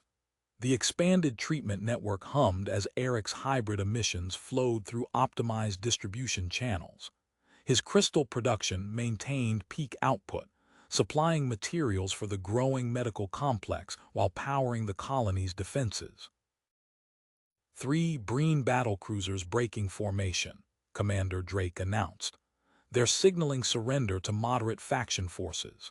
Senior Archivist Thelkin's tablet flashed with newly decoded data, ancient defense protocols located in Genesis Vault archives, transmitting countermeasure specifications to engineering. Technical Director Hayes integrated the recovered protocols with Eric's hybrid patterns, strengthening the colony's protective grid. The enhanced shields deflected another barrage of destabilization weapons with increased efficiency. Emergency transmission from Breen colonies in sectors 4 through 9, TORS reported. 6 additional facilities requesting immediate medical support. Director Rice authorized deployment of mobile treatment units as Dr. Petrov's research team arrived with new findings. The scientist's eyes shone with excitement as he shared their discovery. The stabilized infants are developing natural immunity, he explained, displaying cellular scans. Their treated matrices actively resist deterioration without requiring constant exposure to hybrid emissions. The medical wing erupted in focused activity as the 1,000th patient entered final treatment phase. Eric's hybrid interface tracked each stabilized infant, their synchronized matrices creating an expanding network of sustainable crystal structures. High Arbiter Venthax's voice carried authority through the command channel. The Central Council recognizes these developments. We are prepared to establish permanent medical protocols between our peoples. Eric's enhanced awareness expanded through the colony's systems, monitoring defensive screens and treatment chambers with equal precision. His hybrid biology operated at peak efficiency, maintaining optimal conditions as the battle for Mars colony's future continued to unfold through space. Surface-mounted crystal nodes pulsed with contained power as another wave of hostile ships moved into attack position. The UES Steadfast led Earth's enhanced fleet in a precise defensive pattern, protecting vital medical operations while Admiral Hawthorne's forces pressed their tactical advantage against the weakened Radical fleet. Faction. Through the command center's enhanced displays, Eric tracked the swarm of hostile vessels as they entered attack range. His hybrid senses detected unusual energy fluctuations emanating from the largest ship. New contact, Drake announced.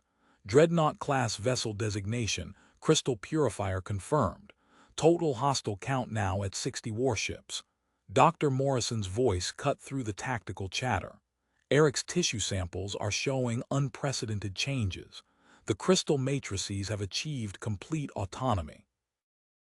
In the medical wing, specialized sensors recorded the emergence of self-sustaining treatment zones. Crystal formations grew in precise patterns along chamber walls, maintaining optimal conditions without drawing power from Eric's systems. Dr. Morrison examined the readings with intense focus. The new matrices are generating their own stabilization field, she reported. Treatment capacity just increased by 40%. Engineering specialist Robert Kane stepped through the medical bay doors, his expert gaze analyzing the crystalline architecture. These formations match theoretical models for permanent xenobiological integration. We can expand the facility using these patterns. The colony shuddered as the crystal purifier opened fire. Multiple destabilization beams struck the enhanced shields, their energy dissipating in waves of golden light. Eric's hybrid frequencies adapted instantly, strengthening the defensive grid. 7th Battle Group engaging hostiles, Admiral Hawthorne transmitted. All ships implement hybrid crystal countermeasures. Earth warships moved with practiced precision, their modified weapons striking vulnerable points in enemy vessels. The UES interceptor broke formation under Captain Davidson's command, leading a strike force toward the asteroid belt. "Target locked," Davidson reported, commencing attack run on Radical Faction supply base. Technical Director Hayes rushed into the laboratory, clutching a data tablet. "The hybrid crystals they're viable for direct implantation. We can create permanent stabilization matrices for treated infants." Dr. Sarah Rice examined the prototype implants under a molecular scanner. Microscopic crystal seeds pulsed with controlled energy, ready for integration with Breen physiology. She immediately began preparations for the new procedure.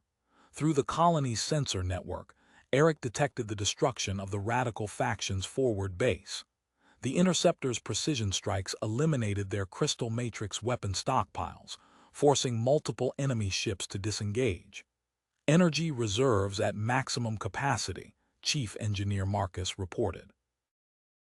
"Eric's hybrid tissue is generating excess power, crystal batteries charging." The medical wing hummed with activity as Dr. Rice's team implemented the first stabilization implants. Treated infants responded immediately, their enhanced matrices achieving perfect equilibrium without external support. An urgent transmission cut through colony channels. "Attention Mars Colony Administration. Priority message from Breen Genetic Council." High Arbiter Krenthax's image appeared on the main display. "Our analysis confirms enhanced capabilities in treated subjects. The Council moves to modify genetic law, recognizing these developments." The UES Hope emerged from hyperspace, its medical bays filled with new research data. Chief Medical Officer Richard strode into the command center, presenting findings on crystal matrix variants spreading through outer colonies. "The deterioration patterns are evolving," Richards explained. "But Eric's treatment protocols can be adapted to counter the new threat." Colonel Harrison's voice echoed through tactical channels as the 3rd Special Operations Group arrived in formation. Prototype shields active, moving to reinforce defensive positions. In the treatment chambers, Dr. Winters observed remarkable changes through specialized monitoring equipment. Damaged crystal structures in stabilized infants repaired themselves spontaneously, mimicking Eric's hybrid patterns. "Patient 1500 shows complete matrix stability," Dr. Rice announced. "Regenerative capabilities exceeding all projections." Engineering specialist Kane directed construction teams with precision as new treatment wings took shape. Crystal seeds grew into perfectly formed structures, their architecture optimized for maximum field distribution. The expanded facility pulsed with controlled energy as Eric's hybrid emissions flowed through enhanced amplification chambers.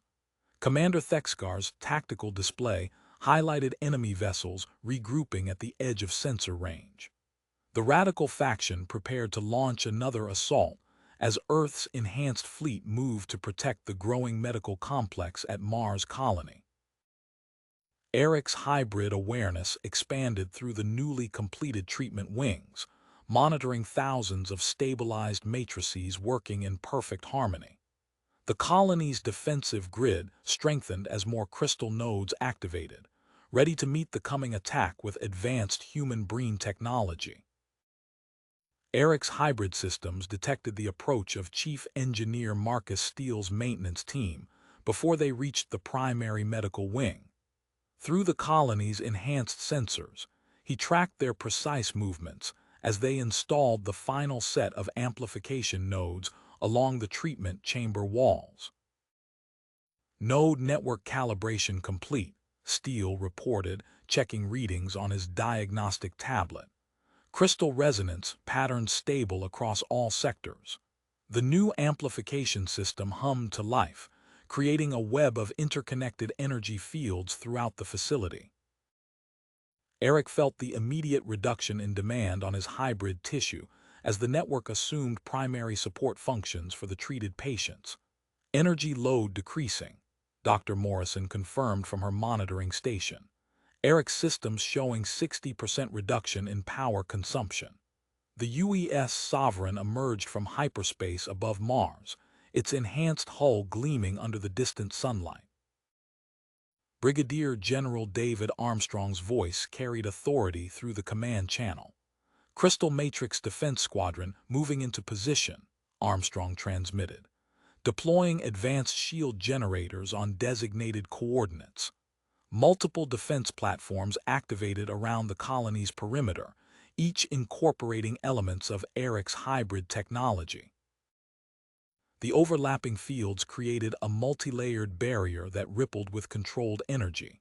"Long-range contacts detected," Tors announced. 3 radical faction battle groups approaching from vectors 2, 5, and 9. In the primary research lab, Dr. Sarah Rice examined a pulsing crystal formation under specialized scanning equipment.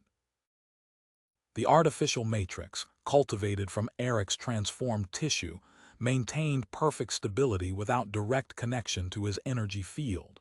"Matrix propagation successful," she reported as Dr. Raymond Fisher entered the laboratory. "Self-replication rate exceeding initial projections." Fisher moved to the examination station, his experienced gaze analyzing the crystal's behavior. "Remarkable. The artificial matrices are achieving complete autonomy while maintaining full therapeutic properties." Commander Thexgar's tactical display highlighted the radical fleet's movement patterns. Enemy vessels establishing blockade formation, significant gaps detected in their coverage. "Confirmed," Admiral Hawthorne responded. General Armstrong, prepare Crystal Matrix Squadron for precision strike. Target coordinates incoming. Earth's enhanced warships accelerated through Mars orbit, their modified weapons systems charged. The Crystal Matrix Defense Squadron split into 3 attack groups, exploiting weaknesses in the enemy blockade while maintaining protective screens around approaching medical transports. In the expanded treatment wing, monitoring systems registered the admission of the 2,000th patient. The stabilized infant's matrices synchronized, creating an unexpected amplification cascade through the facility's crystal network. "Treatment field strength increasing," Technical Director Hayes called out. "The patient's stabilized matrices are amplifying Eric's hybrid frequencies." Hayes studied the enhanced crystal structures through molecular imaging equipment, noting their refined formation patterns. These configurations they're perfect for permanent immunization implants. Eric's hybrid tissue adjusted automatically to the changing conditions, redirecting power through optimized channels as colonial systems adapted to the more efficient distribution model. Engineering displays showed significant reductions in overall power consumption. Fleet Commander Jonathan Pierce coordinated with the colony's traffic control as his modified medical frigates prepared for their first extraction mission. Task force ready for deployment to outlying Breen territories. Moderate faction escorts standing by, Tors confirmed. Safe passage corridors established through sectors 3 through 12. High Arbiter Krenthax's arrival prompted increased activity throughout the diplomatic wing. The Breen delegation moved efficiently through security screening as Dr. Morrison prepared comprehensive treatment data for review. 3 radical faction vessels approaching under flag of truce, Commander Drake announced. Crews requesting asylum and medical assistance. Colonel Richard Blackwood directed construction crews as they assembled the first standardized treatment unit in the engineering bay. The modular facility incorporated self-sustaining crystal matrices grown from Eric's hybrid patterns. Initial tests confirmed stable matrix generation, Blackwood reported. Unit ready for transport certification. Through the colony's sensor network, Eric monitored the continuous expansion of medical operations while maintaining precise control over defensive systems. His evolved hybrid capabilities supported the growing treatment program with unprecedented efficiency as Earth and Breen forces worked to secure the future of both species. The colony's systems registered the arrival of Dr. Benjamin Foster's specialized monitoring equipment as Earth's Advanced Research Division transport docked at the medical wing. Foster moved with practiced efficiency through the treatment chambers, setting up advanced sensor arrays around the stabilized Breen infants. Energy distribution patterns emerging, Foster announced, studying the complex data streams. The treated patients are forming autonomous networks. His sensors tracked waves of crystal resonance flowing between treatment pods. The stabilized matrices pulsed in precise sequences, automatically balancing power levels throughout the facility. Patient load on Eric's systems dropping by another 30%, Dr. Morrison confirmed. The network is self-regulating. Technical Director Hayes directed engineering crews as they integrated process samples of Eric's tissue into the colony's defensive grid. Crystalline nodes activated in sequence, creating overlapping fields of protective energy.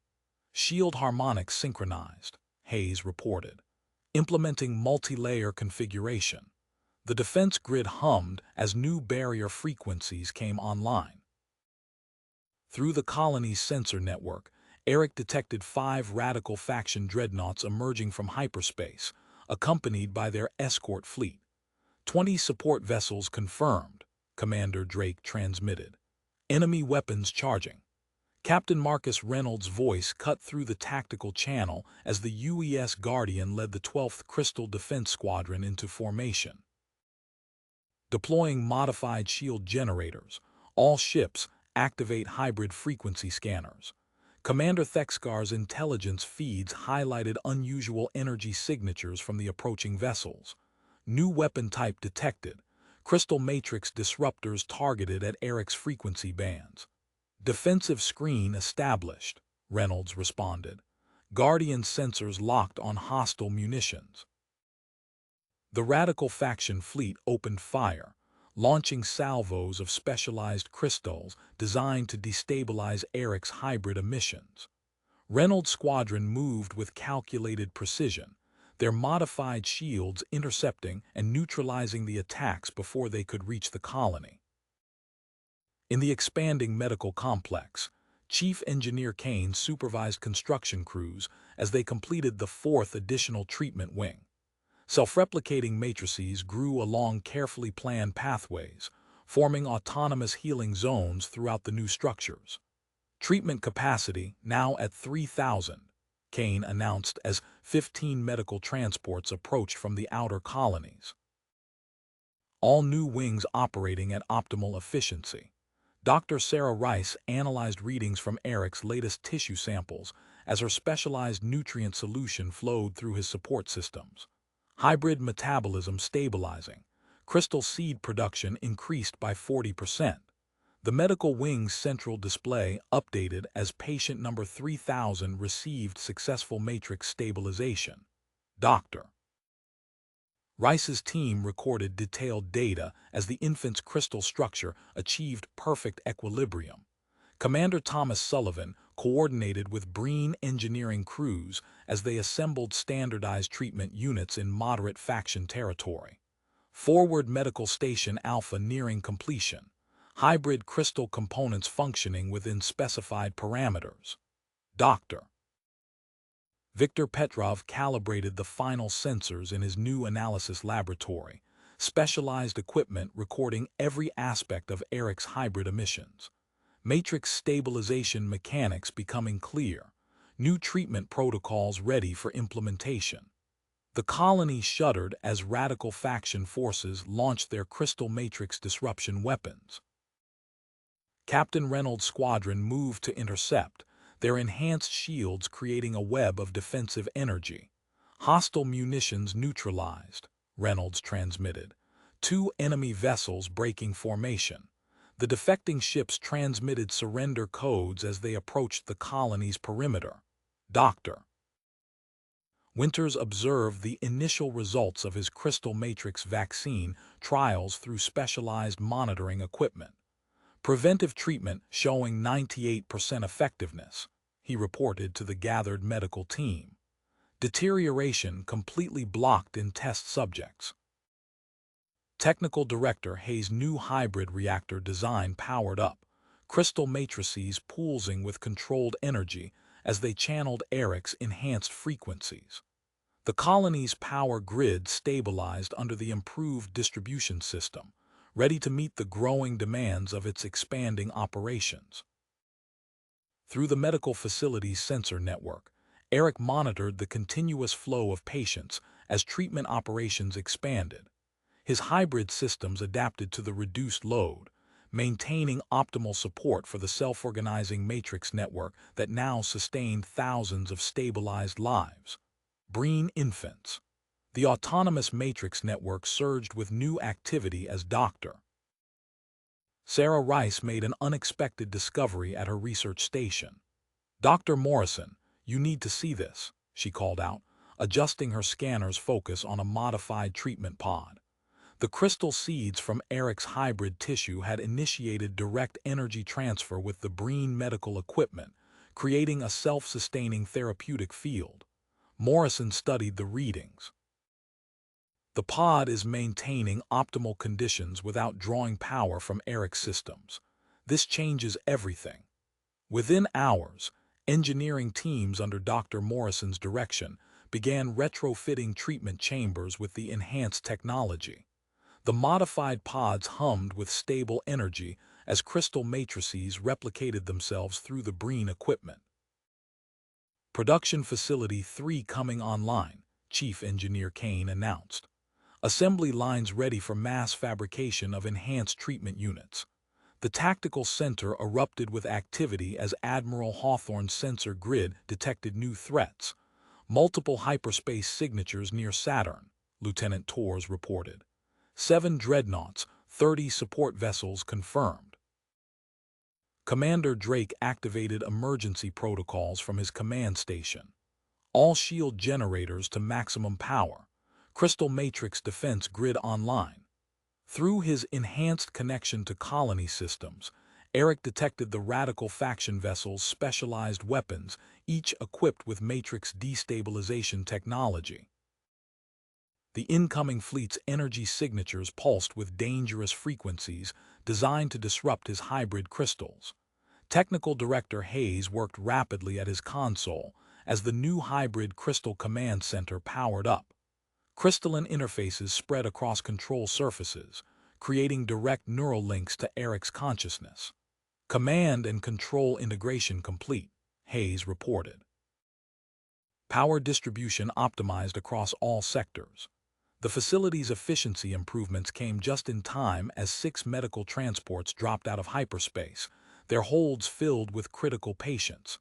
Dr. Winters coordinated the emergency response teams. "Triage units 1 through 4 prepped for immediate intake," he transmitted. "Priority cases moving to enhanced treatment pods." The UES Horizon glided into its assigned docking bay, its specialized hull incorporating layers of stabilized crystal matrices. Fleet Captain Anderson emerged from the bridge as medical teams began patient transfer operations. "Horizon's treatment chambers ready," he reported to Dr. Morrison. "Beginning evacuation sequence to moderate faction territories." In the primary research lab, Dr. Petrov examined new scans of Eric's tissue structure. "The crystalline formations are spreading through his remaining biological systems," he observed. "Integration is perfect, no signs of rejection or instability." The enhanced connection strengthened Eric's control over colony systems. Power flowed more efficiently through crystal networks as the 4,000th successful treatment was logged in medical records. Commander Thexgar burst into the tactical center, datapad displaying urgent intelligence. "The Radical Fleet carries a new weapon type designed to collapse our entire matrix infrastructure at once." Admiral Hawthorne responded immediately. "Implement Protocol 7. Redirect Eric's frequencies through the resonance field generators." Dr. Harrison arrived at the newly established research complex with his specialized team. Their equipment filled 3 cargo bays, dedicated to studying the revolutionary implications of Eric's hybrid biology. Initial genetic compatibility analysis underway, Harrison announced as his systems came online. First results expected within 6 hours. The colony's power grid fluctuated as the Radical fleet moved closer. Chief Engineer Kane directed emergency modifications from engineering control. Crystal capacitors installing in sectors 3, 7, and 12, he transmitted. Power stabilization at 97%. 37 vessels appeared at the edge of the defense perimeter, their hulls marked with urgent medical transport designations. Dr. Winters coordinated from the expanded treatment center. Teams Alpha through Delta, prepare for mass casualty response, he ordered. 800 critical patients incoming. Senior Archivist Thelkins translated data from the Genesis Vault scrolled across research terminals. The ancient Breen texts revealed patterns that matched Eric's transformation, providing crucial context for the medical team's ongoing work. Through crystal matrix sensors, Eric monitored the approaching Radical fleet while maintaining precise control over the colony's expanding medical operations. His hybrid systems adapted continuously, supporting both defensive preparations and the critical treatment of hundreds of new patients as the crisis entered its next phase. Energy alerts flashed across the tactical displays as 3 distinct battle groups emerged from the Radical faction fleet. Through his crystal matrix sensors, Eric tracked their calculated approach vectors, each group targeting a critical colony system. Multiple hostile formations detected, Lieutenant Torres announced. Group Alpha targeting medical sector, Beta moving toward power generation. Gamma approaching defense grid nodes. Admiral Hawthorne activated the command center's enhanced crystal interface. Execute defense pattern Delta. All squadrons maintain hybrid frequency coverage of assigned sectors. The UES Guardian led Earth's Crystal Defense Squadron in a precise triangular formation, modified shield generators creating overlapping fields of protective energy. Captain Reynolds' voice echoed through the tactical channel as his ships intercepted the first wave of attacks. Matrix disruptor fire incoming, activating adaptive harmonics. Dr. Sarah Rice hurried through the newly completed Matrix Regeneration Center, monitoring banks of specialized displays as 5,000 treatment pods hummed with stable energy. Crystal seeds from Eric's hybrid tissue pulsed within each unit, creating self-sustaining therapeutic fields. All pods operating independently, she reported to Dr. Morrison. Matrix stabilization protocols active across all sectors. The facility's sensors registered 4 to 3 medical transports approaching from the outer colonies. Dr. Winters coordinated response teams from the central medical hub. Emergency receiving stations 1 through 12 prepare for mass intake. Priority cases moving directly to enhanced pods. Technical Director Hayes' enhanced monitoring systems detected hostile energy signatures probing the main crystal reactor. His engineering crews moved with practiced efficiency, installing backup power nodes throughout the facility. Hybrid tissue samples integrated into emergency power grid, Hayes transmitted, implementing distributed architecture. The UES Vigilant dropped out of hyperspace, its advanced hull gleaming with layers of crystal matrix armor. Grand Admiral Sterling strode onto the command deck, datapad displaying classified intelligence feeds. New hostile weapon detected in the asteroid belt, Sterling announced. Massive crystal matrix destabilization device under construction. Capability extends to planetary scale. Commander Thexgar immediately dispatched stealth vessels to investigate. Reconnaissance units moving to coordinates. Passive sensors only. In the primary research lab, Dr. Petrov analyzed streams of data as Eric's hybrid tissue responded to incoming attacks.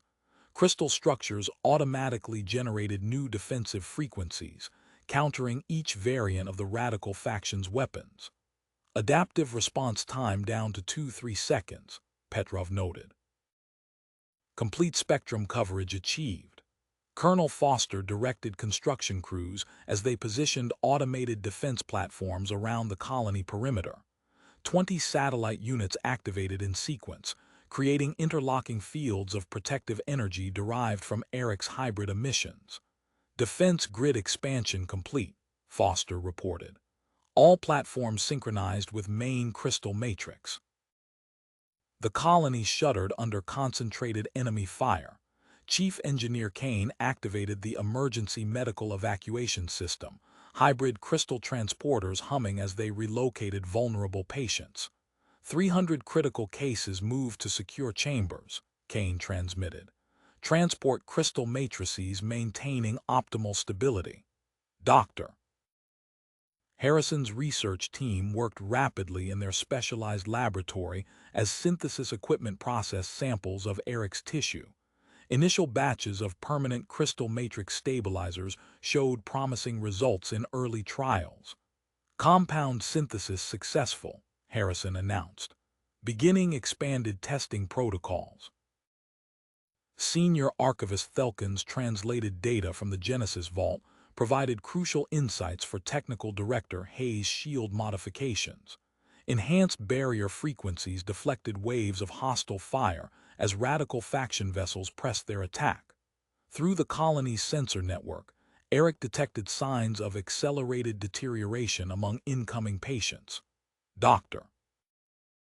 Winter's modified treatment protocols took effect as concentrated doses of hybrid crystal seeds flowed through specialized delivery systems. Critical cases responding to enhanced therapy, Winters reported as 5 additional medical transports approached the colony. Matrix stability improving in all test subjects.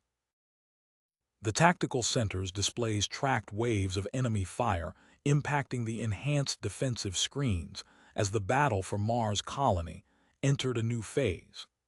As Dr. Sarah Rice's monitoring systems detected an unexpected surge through the medical facility's crystal matrix network.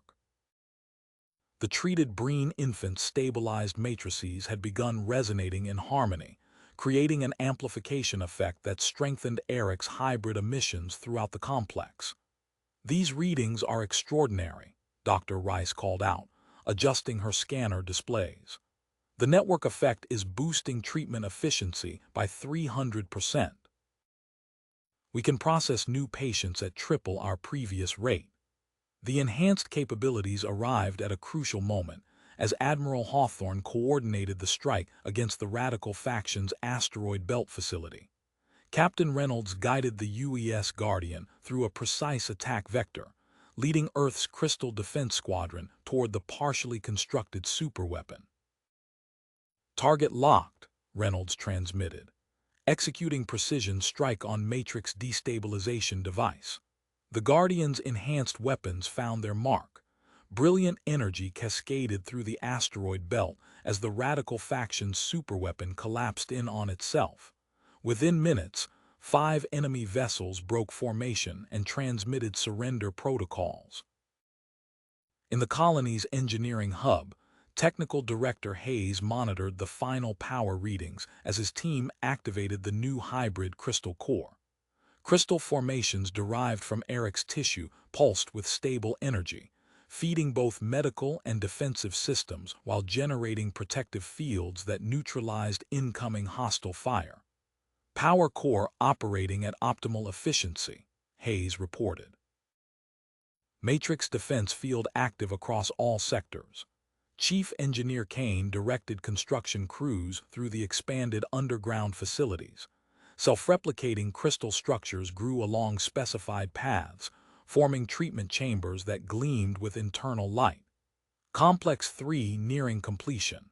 Total capacity now at 7,000 patients. The colony's sensor grid lit up as 6 to 7 medical transports emerged from hyperspace. Dr. Winter's voice carried across the emergency channel. Multiple critical cases incoming. Prep all available pods for immediate reception. Commander Thexgar analyzed tactical data from his intelligence feeds, noting the degrading effectiveness of enemy weapons. Their matrix destabilizers are failing. Prolonged exposure to Eric's frequencies has compromised their entire weapons grid. Admiral Hawthorne seized the advantage, launching precise strikes that disabled 15 radical faction vessels without destroying them. The disabled ship's crews transmitted asylum requests as Earth's Crystal Defense Squadron secured their perimeters. Colonel Harrison's research team established their equipment in the newly designated hybrid crystal facility. Banks of specialized analysis systems hummed to life as they began processing data from Eric's transformed biology. Initial genetic stability trials showing promising results, Harrison noted as he studied the preliminary findings. The hybrid protocol could prevent matrix deterioration in future generations. Dr. Petrov adjusted the settings on Eric's enhanced nutrient delivery system. The modified treatment protocol optimized his hybrid metabolism, allowing for maximum crystal seed production while maintaining perfect biological integration. Seed generation at peak efficiency, Petrov reported as monitors displayed the latest tissue readings. Matrix stability holding at optimal levels. Technical Director Hayes repair drone network activated, crystal-equipped units spreading throughout the colony's infrastructure. The automated systems responded instantly to structural damage as radical faction attacks impacted the outer defenses, maintaining critical systems at full operational status. Senior Archivist Thelkin transmitted his latest findings from the Genesis Vault to the colony's research teams. The ancient Breen medical texts provided validation for Eric's treatment protocols, leading to increased support from neutral colonies. Dr. Winters worked rapidly in his research lab as the synthesized crystal matrices took form. Though less potent than Eric's hybrid emissions, the artificial crystals maintained stable therapeutic fields. Satellite facility prototypes ready for deployment, Winters announced as his team prepared the first batch of manufactured matrices for transport. The breakthrough would allow treatment access to expand beyond Mars colony's immediate reach. Through his enhanced connection to colony systems, Eric monitored all sectors simultaneously. The network of treated Breen infants continued resonating at peak efficiency, their stabilized matrices working in concert to amplify his hybrid frequencies throughout the medical complex. Power flowed smoothly through Hayes' crystal core as construction crews completed the final sections of the underground treatment facilities. The tactical center tracked new hostile formations approaching from the outer system as Earth's Crystal Defense Squadron moved to intercept. Admiral Hawthorne coordinated with Captain Reynolds, positioning their forces to exploit the radical factions' degrading weapons systems. The tactical displays tracked the radical factions' degrading weapons as Dr. Sarah Rice activated the final systems in the newly completed Crystal Matrix Integration Hub. Banks of specialized equipment hummed to life, thousands of crystal nodes pooling in perfect synchronization with Eric's hybrid emissions. Integration Hub online, Dr. Rice announced, fingers moving across holographic controls. Matrix amplification at maximum efficiency. We can now process 10 times the previous patient load while reducing strain on Eric's systems by 7 to 5%. Admiral Hawthorne's eyes narrowed as new data streamed across his tactical interface. Long-range sensors detecting 3 capital ships emerging near Jupiter, superdreadnoughts each over 5 kilometers in length. Lieutenant Torres enhanced the sensor feed. Sir, energy readings indicate experimental crystal matrix cascade weapons. They're designed to trigger chain reactions in stabilized matrices. Colonel Richard Blackwood's voice cut through the command channel. Implementing Emergency Protocol Alpha. All defense platforms activate and synchronize with hybrid crystal network. 27 orbital platforms lit up in sequence, their crystal matrix shields creating an interlocked defensive sphere around the colony. Through his enhanced interface, Eric felt each platform integrate with his hybrid frequencies. The UES Ascendant dropped out of hyperspace, its sleek hull gleaming as it approached the colony's primary docking ring. Dr. Alexander Mitchell strode into the medical bay, directing his team as they unloaded cutting matrix resequencing equipment. Connect these units directly to Eric's treatment network, Mitchell instructed. The prototype stabilizers will reduce processing time by 60%. In the newly constructed underground complex, Chief Engineer Kane monitored the activation of crystal transport tubes connecting to the main facility. Evacuation systems online. All 15,000 secure treatment pods reading optimal conditions. Commander Thexgar and Brigadier General Walsh coordinated from the Battlefield Control Center, their enhanced displays showing real-time tactical data through Eric's hybrid interface. Walsh studied the approaching Superdreadnought's shield configurations. They're targeting their ventral matrix emitters will create cascade failures in their defensive screens, Walsh noted, highlighting the weakness on tactical displays. High Arbiter Krenthax's urgent transmission reached the colony administration. Radical faction preparing to release atmospheric destabilization agents. Crystal-based bioweapons detected. Technical Director Hayes immediately engaged the environmental protection grid. Modified crystal formations extended upward, creating a seamless barrier around the colony's atmosphere. Defense screen stable. No signs of penetration from biological or crystal-based agents. Dr. Winters burst into the medical bay, scanner displays showing unprecedented readings from Eric's latest tissue samples. The hybrid matrix is producing a new type of crystal seed completely self-sustaining. Treated infants won't require ongoing exposure to maintain stability. Dr. Petrov's team worked rapidly in the new underground laboratory, specialized sensors tracking the evolution of Eric's hybrid emissions. 6,000th successful stabilization confirmed. Long-term patient monitoring shows perfect crystal matrix integration. The UES Protector emerged from hyperspace, its advanced crystal matrix hull configurations unlike anything previously deployed. Captain Bennett transmitted directly to Technical Director Hayes. Enemy forces are developing countermeasures against standard hybrid frequencies. We need to implement randomized patterns. Hayes' fingers flew across engineering controls, modifying the colony's shield harmonics. Implementing random variance protocols. Shield frequencies now shift every 3-2 seconds. Through the medical bay windows, the massive forms of the radical faction superdreadnoughts became visible against Jupiter's swirling surface. Dr. Rice monitored the network of treated infants as their crystal matrices evolved, forming new energy distribution pathways throughout the facility. The integrated grid is showing unprecedented efficiency, she reported as power levels surged across all systems. The infant network is amplifying Eric's stabilizing field beyond our projected capabilities. Kane's engineering teams completed the final power conduits, connecting the hybrid crystal core to both defensive and medical systems.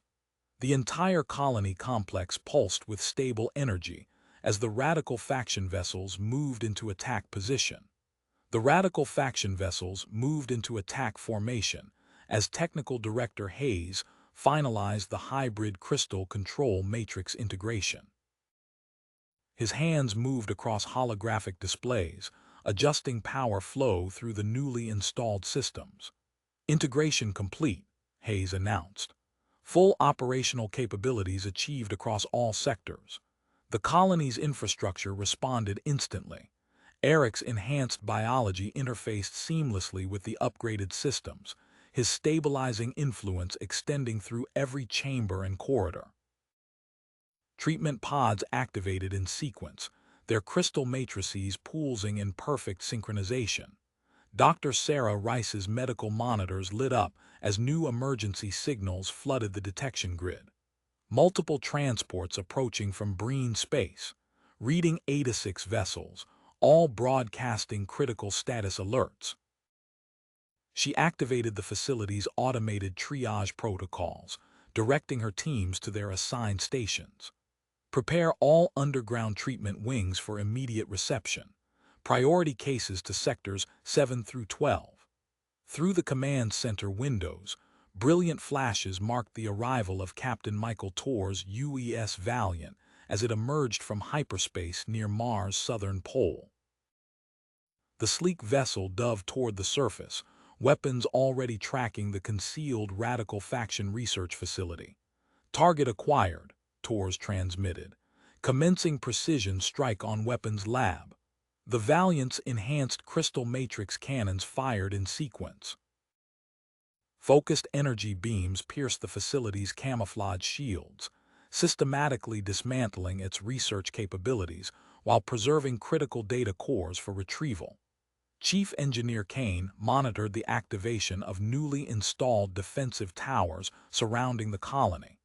Crystal formations grew along their surfaces, creating interlocking fields of protective energy. Amplification network online. 37 towers operational.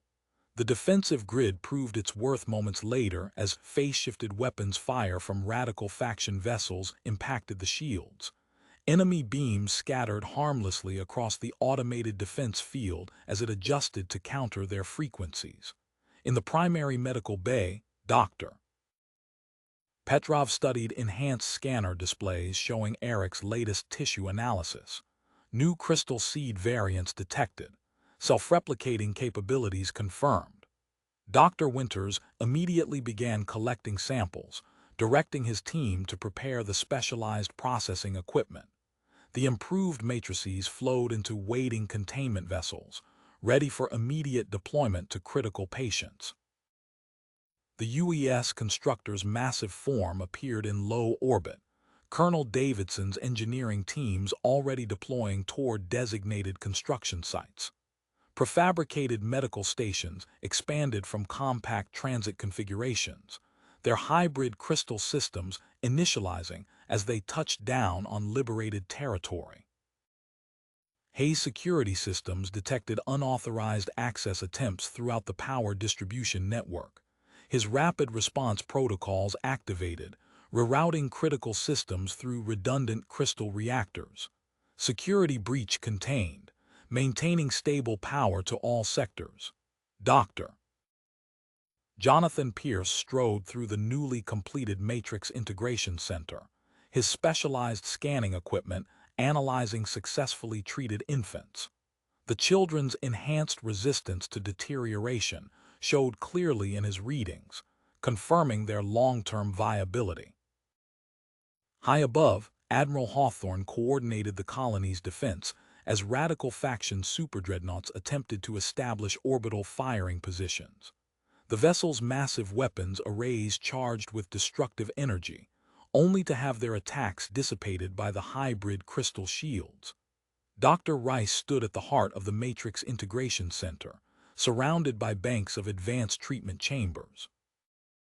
Her fingers danced across control surfaces as she activated the massive facility. Integration protocols active, processing first wave of critical patients now. The center's 5,000 treatment pods hummed with stable energy, ready to receive their first occupants as emergency transport vessels began their final approach to the colony.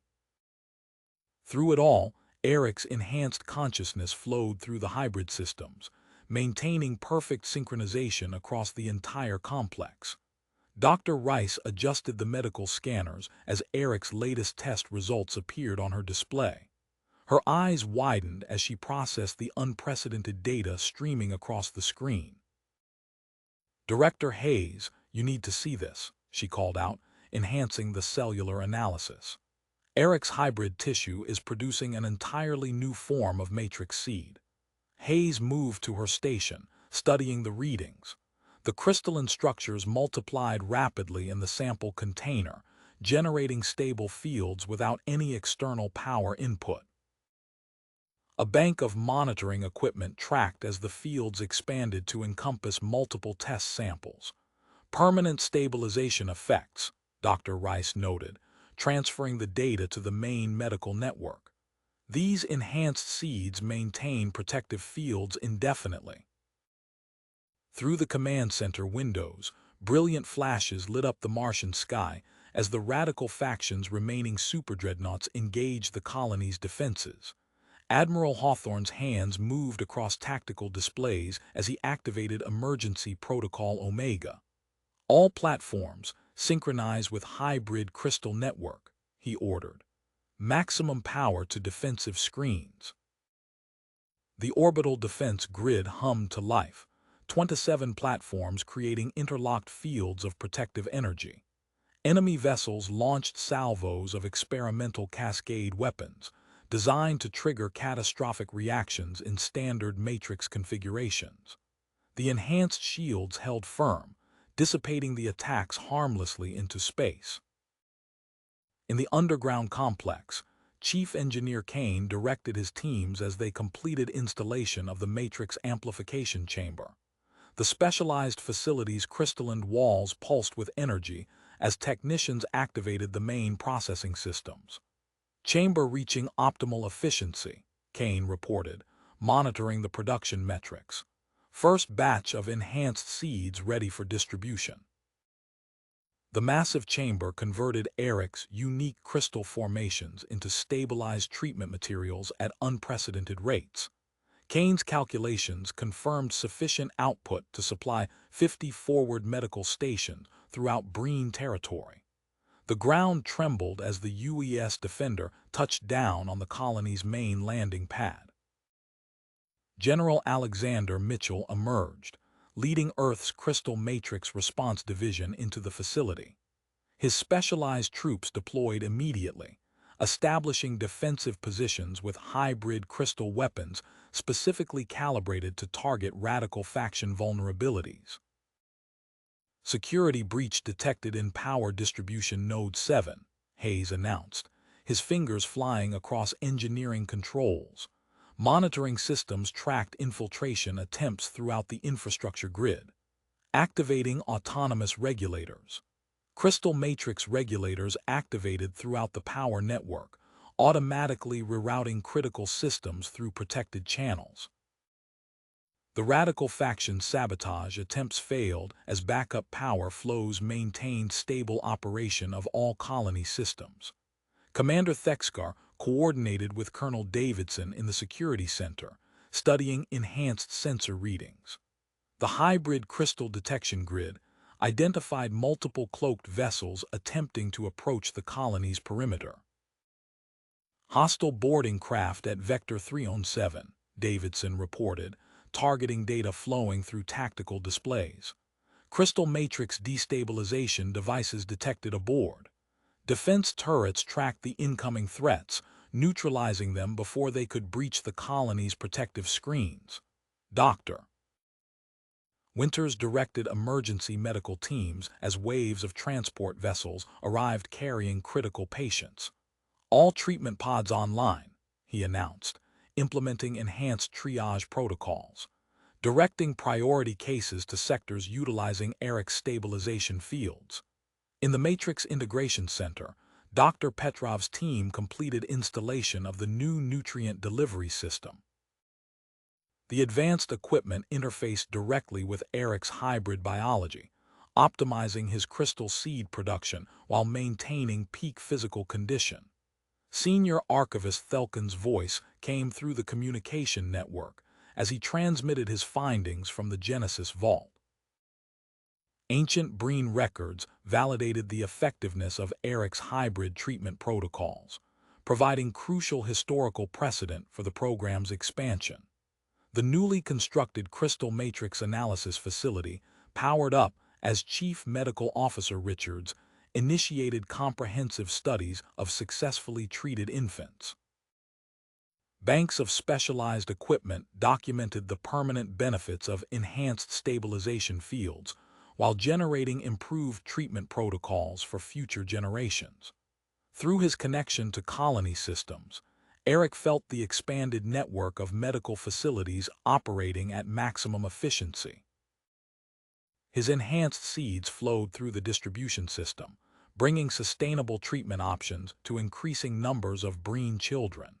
The radical faction's weapons flashed harmlessly against the strengthened defensive screens as Earth's Crystal Defense Squadron moved to engage the enemy fleet.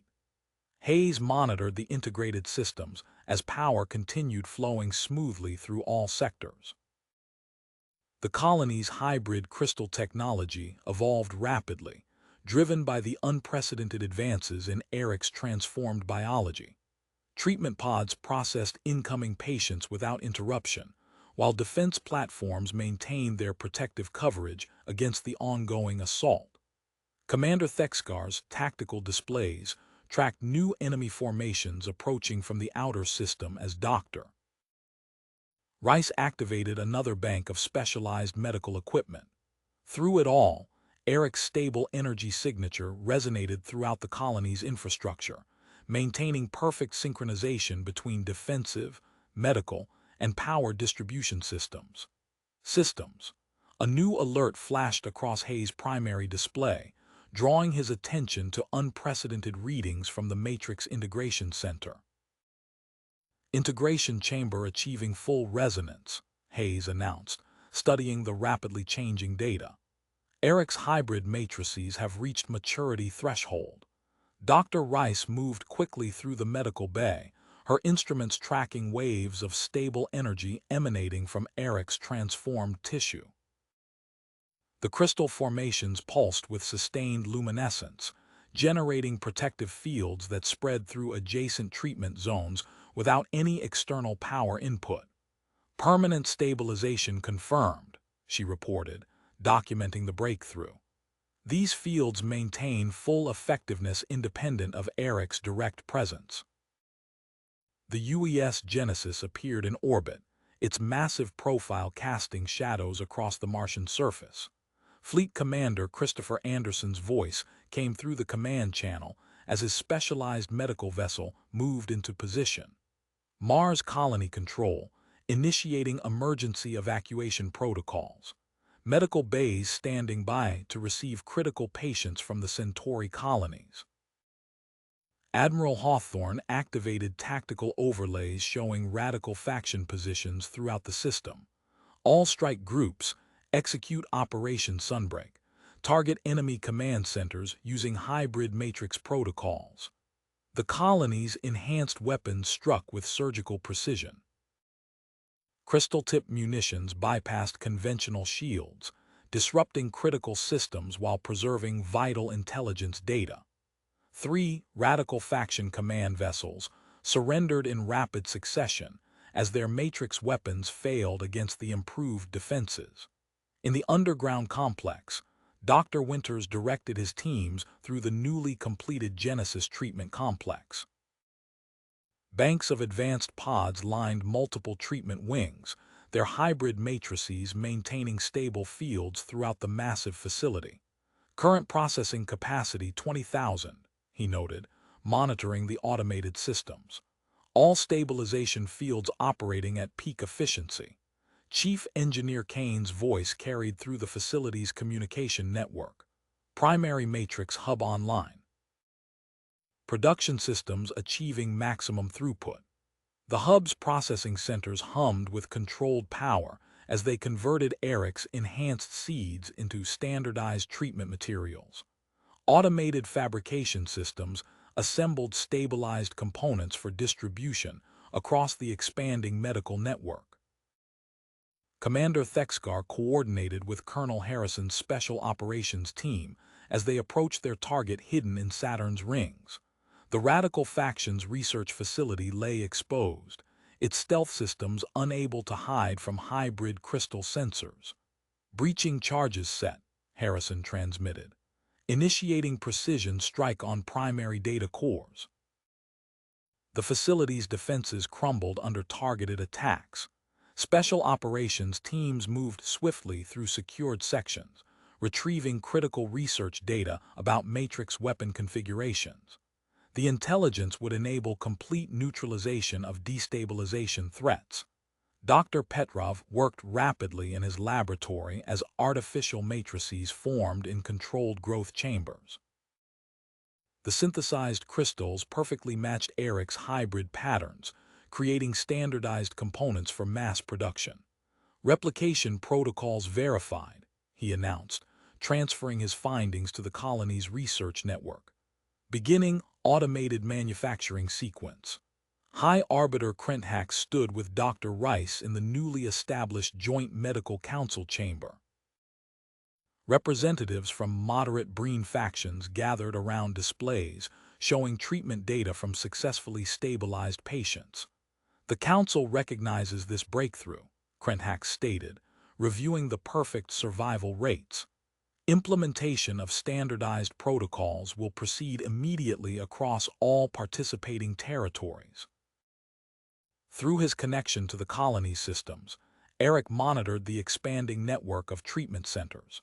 His enhanced matrices flowed through upgraded distribution channels, bringing permanent stabilization to increasing numbers of Breen children. Automated production facilities worked continuously, manufacturing standardized components for deployment throughout friendly space.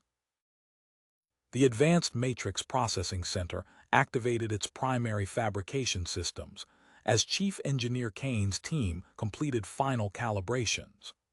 Hybrid crystal components moved through specialized assembly lines, emerging as completed medical modules and defensive generators ready for immediate installation. Fleet Commander Anderson's medical teams worked efficiently aboard the UES Genesis, processing waves of critical patients through treatment bays, equipped with Eric's stabilized matrices. The massive vessel's hybrid crystal reactors powered multiple medical wings simultaneously, while maintaining optimal energy distribution throughout all systems. Commander Anderson's medical ship maintained its position as Sarah's personal transport made its final approach to Mars colony. The gleaming crystal matrix facility dominated the horizon, its hybrid shields casting prismatic patterns across the Martian landscape. Security Chief Williams stood at attention near the primary airlock. "Welcome back, Sarah." Eric's sensors detected your approach from orbit. Sarah nodded, her heart racing as Williams guided her through the security checkpoint. The enhanced scanners pulsed with soft blue light, recognizing her unique biological signature. The massive doors of the Matrix Integration Center parted, revealing the transformed interior. Eric waited in the central chamber, holding their adopted son Kexley. The 6-month-old Breen infant's crystal matrix emitted a soft, steady glow that intensified as Sarah approached. Tears welled in her eyes as she reached for her child. "His matrix stabilization has exceeded all projections," Eric said, carefully transferring Kexley to Sarah's arms. "Dr. Rice's preservation of your biological patterns created an unexpected resonance effect." The baby's crystal structure pulsed in harmony with Sarah's touch. Dr. Morrison stepped forward, medical scanner humming as he analyzed their interaction. "The reconstruction process adapted your cellular structure perfectly. Your body now naturally accommodates the trace matrix emissions." "The changes are permanent," Dr. Rice added, studying the readings. "Your presence actually strengthens his matrix stability through a self-reinforcing feedback loop." Technical Director Hayes approached from the Environmental Control Station. "Your family quarters are ready. We've incorporated Eric's hybrid crystal technology throughout the living space." The dedicated family unit adjusted automatically as they entered, subtle shifts in temperature and atmosphere optimizing conditions for both human and Breen physiology. Crystal formations in the walls responded to Eric's presence, creating a protective field that encompassed the entire space. Through the observation window, flashes of light marked the final engagement between Admiral Hawthorne's forces and the Radical faction. Breen battleships fought alongside Earth vessels, their combined firepower overwhelming the remaining opposition. High Arbiter Krenthak's voice echoed through the colony's communication network. "The Radical leadership has surrendered. They seek integration into our unified society." Sarah sat in a comfortable chair designed to support Kexley's unique needs. Eric adjusted his hybrid emissions, creating dancing patterns of light across the ceiling. The baby laughed, triggering synchronized pulses in the surrounding crystal structures.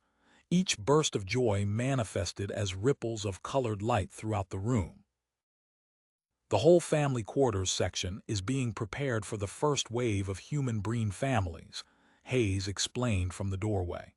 Your unit will serve as the template for future installations. Kexley's eyes tracked the shimmering display as Eric fine-tuned the crystal resonance. The baby's matrix pulsed in perfect rhythm with both parents, creating an intricate harmony of biological and crystal energy signatures. Dr. Morrison's instruments recorded every aspect of their interaction, gathering crucial data for future families. Through the window, the Martian sunset painted the crystal-enhanced colony in shades of deep red and gold. The hybrid shields refracted the light, surrounding their home with a protective array of rainbow patterns.